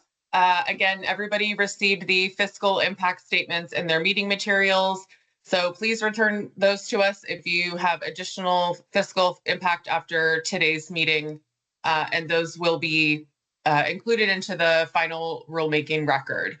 Paul Murdoch, do you have a question or comment pertaining to the fiscal or otherwise? Yeah, I've got a question, then a comment. So, and I'm sorry, I was chasing a lot of CFRs down to find out, this may have been discussed, but labeling requirements for flower, is that under which rule does that fall? And is each cultivar required to be labeled?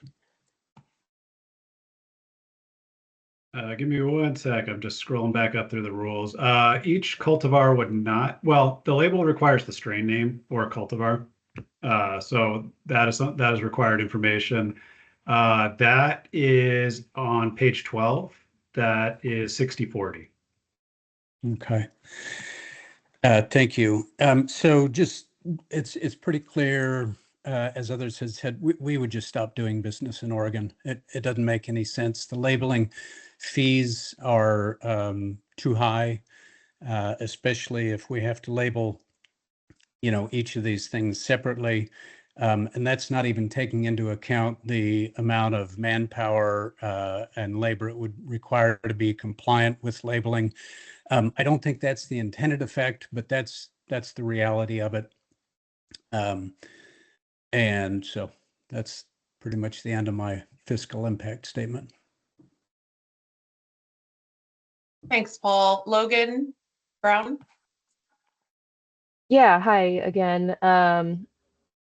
Yeah, just kind of sort of echoing the statements there. Like I said before, the reoccurring cost of continuously registering all of our products year after year, and with the effect of not being able to modify them for a lower fee, there is wiggle room in running a business. There is things that change even, I'm sure within the OLCC that have to be addressed throughout the year. And with that restriction of not being able to make those adjustments or make those changes, and to have everything that we need to know from the get-go when we apply for this registration. I think another thing to consider too, as Annie had mentioned earlier, with the hard line for compliance, and after that we're subject to the penalties immediately. I feel like that definitely reflects on the fact that we're pretty much not going to be able to sell product in December to retailers either if they are going to have things on the shelf for longer than 2 to 3 weeks, which would put them and their business and also our relationship at jeopardy. So I think that is something to consider with the impact of that. And just it's also too the ruling of the having each product being a citation that could potentially rack up fees with that same hard cut, really makes it so businesses that like my own that really do everything we can to stay within compliance it puts us at extreme jeopardy to suddenly, be non-compliant and potentially subject to the fees and to all of that as well. And yeah, so it's a lot to consider. It's a lot of financial burden, especially on the smaller businesses. I mean, our revenue is about 200K a year, and even then, and I think we're definitely still in a smaller business category within Oregon, that this is a substantial financial thing that you're asking us to take on. And I think it would be a good reflection to see about, adding staff to your team, adding some provisions that could potentially take the financial burden off of us. As we said before, like modifications seems like a staffing issue. So yeah, just a lot to consider, and a lot of financial burden on us. But I will be submitting the statement questionnaire and fully fleshing out these ideas for you to include in the review. Great. Thank you, Logan. I'm just going to go ahead and yes, please, everybody, all RAC members, please submit your fiscal impact statements to us. Again, those will be included into the final rulemaking record. I'm just going to open up the floor at this point. There seems like a lot of folks who would like to contribute before we end the meeting today. So I'll just go in order. Ryan.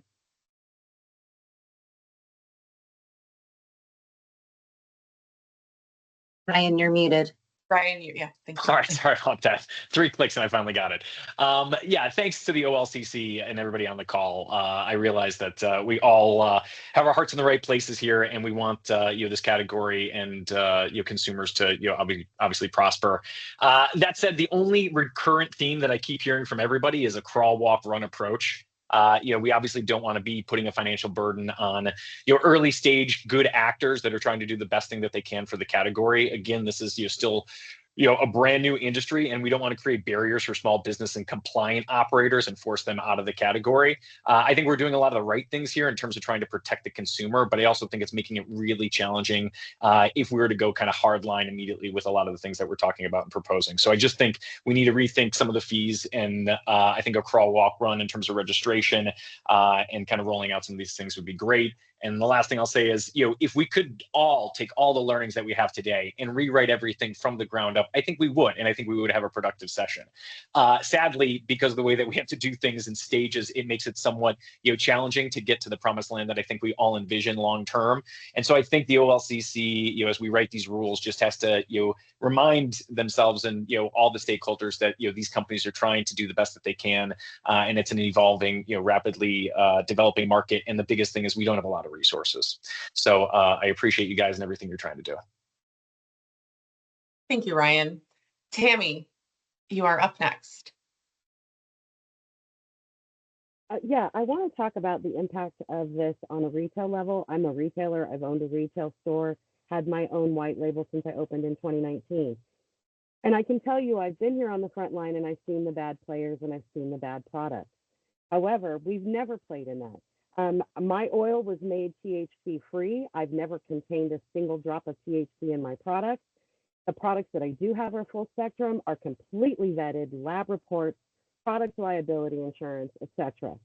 Now, how this is going to impact the retail level with these fees, this product registration, the new labeling, I'm going to see less products on my shelf. I'm going to have less products from Oregon to be able to serve my consumers. Not only that, we're really forcing our consumers to a mail order industry because they're going to get what they want. And as soon as we start doing this, they're just going to go find it elsewhere. So now we've just taken the Oregon producers out. Okay, I'm going to have less products. I'm going to be paying those registration fees as a white labeler for my products. That's going to get passed down to me. I'm going to have to now incur that cost in an industry that's upside down. Fabulous, wonderful. My increase in labeling costs is going to be exponential. I now have to affix 2 to 3 additional labels to my products to meet these rules for a product that has 0 THC. 0. Okay. The other thing is that the penalties put me at a huge risk. If those producers and manufacturers that I carry on my shelf that I work very hard to vet, if they're not good players, I get caught up in that penalty system with them. That will close me. I'm done. Right? If I've got 5 of their products sitting on my shelf and I think they're compliant and they're not, my business is over. I'll never come back from that. I think that folks are not considering that this is an extreme level of compliance for products that are not considered an adult use product. And the cost that that's going to place on me to serve the folks that want products that do not contain THC. These folks are very clear and adamant about what they want. In order for me to serve them, I'm going to have to pay to play. And it's going to be so expensive that I'm not going to be able to carry my own product that meets higher standards than these rules long before they ever came out. That's going to put me out of business. I don't know how small folks who are really on the front line that have really worked hard to ensure that no Delta 8 was ever in my store, no artificial cannabinoid has ever been on my shelf. But you're going to put me out. And I'm what was intended to be in this market. The folks that were truly compliant with the intentions of the hemp law and those products under FDA. I've been compliant, but these erroneous, extreme rules will put me out of business. I lost wholesale accounts the minute a license was required to sell a hemp product. I lost wholesale accounts. They did not want to navigate the license system. This is going to severely impact folks like me. The small little mom and pop shops are gone. This is going to be a mail order industry. No frontline assistance. And they'll be driven to the dispensaries to get the CBD. And what do you think they're going to find when they get there? High quantities of THC that they don't need or want. All right. Thank you, Tammy. Annie, you are next. Hi, yeah, I just wanted to say thank you so much to the OLCC for having this rack. I was part of the legislative committee to try and develop the foundation for this program, so I understand the intent, but we also were very particular about trying to keep it open to interstate commerce and keeping the cost down for existing manufacturers. And I think a common theme throughout is one of the fiscal restrictions is going to be the packaging and labeling requirements. So trying to harmonize existing open market products with these packaging and labeling rules is going to be really important. Having the intent of the warnings there without exact language. The symbol is something I think that's going to continue to be discussed. But one specific item I didn't have a chance to address in section 6030, number 16, is the label ID. It's understandable to have a label ID on product that's only sold in the OLCC market, but we are not going to label our open market CBD product with a label ID just for the product going to Oregon if we're manufacturing it all at once, packaging it all at once. So if that label ID could be included via a QR, or like you said, the camp has the search function without the label ID, I think that's going to also assist with being able to use more generic packaging and labeling for the products in this new hemp registry program. Thank you again. Thank you, Annie. I do just want to remind all of our RAC members who have joined today that a notice of public hearing will be coming out in the coming months. So everybody here, RAC member or not, will have the opportunity to submit public testimony at the public hearing, as well as public comment during the public comment period, and all of that will be included and considered into the final rulemaking record. Yes, Cheryl.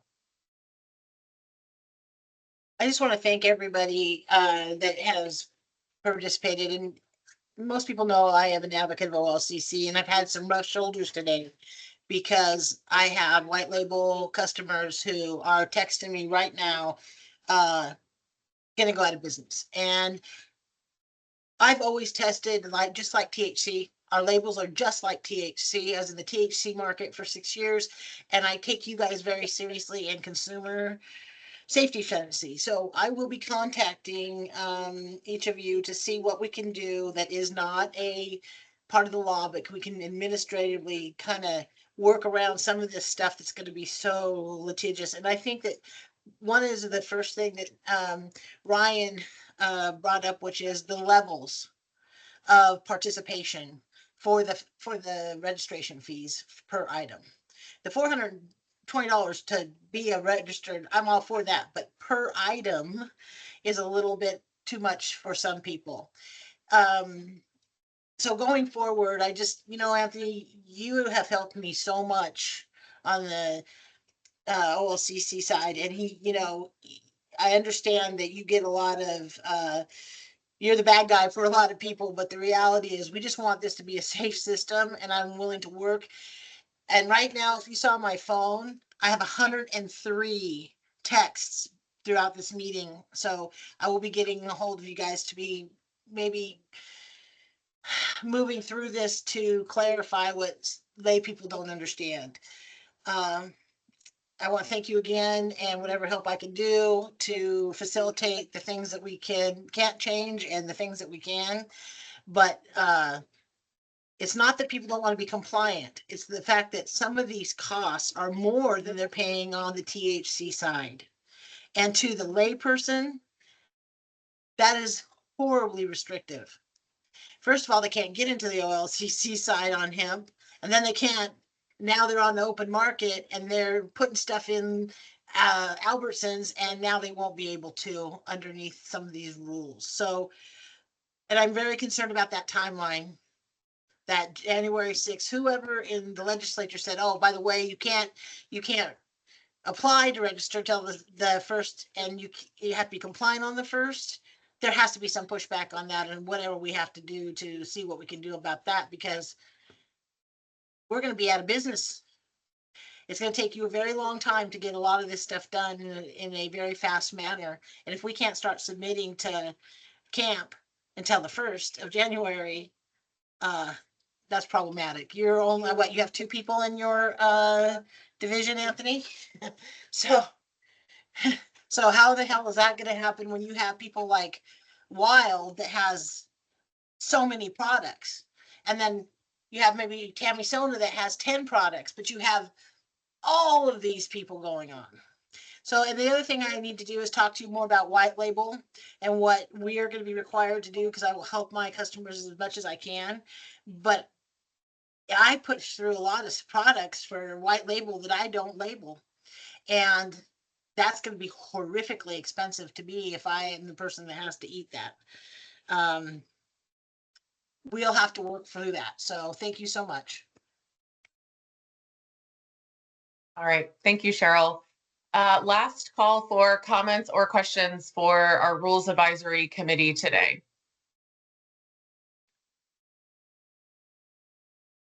Okay. I think we will go ahead and conclude the RAC for today. Again, every RAC member or member of the public who is listening today, please look out for the notice of proposed rulemaking that we will be submitting in the upcoming weeks and months. This will give everybody the opportunity to submit testimony at our hearing, as well as during the public comment period. I know there was a lot of folks on today's call. If anybody has any questions or would like to talk offline after today's meeting, please feel free to email us or call us.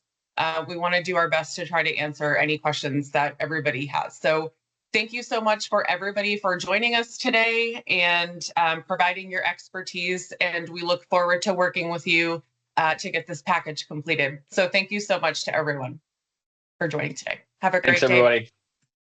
Thank you. Thanks all.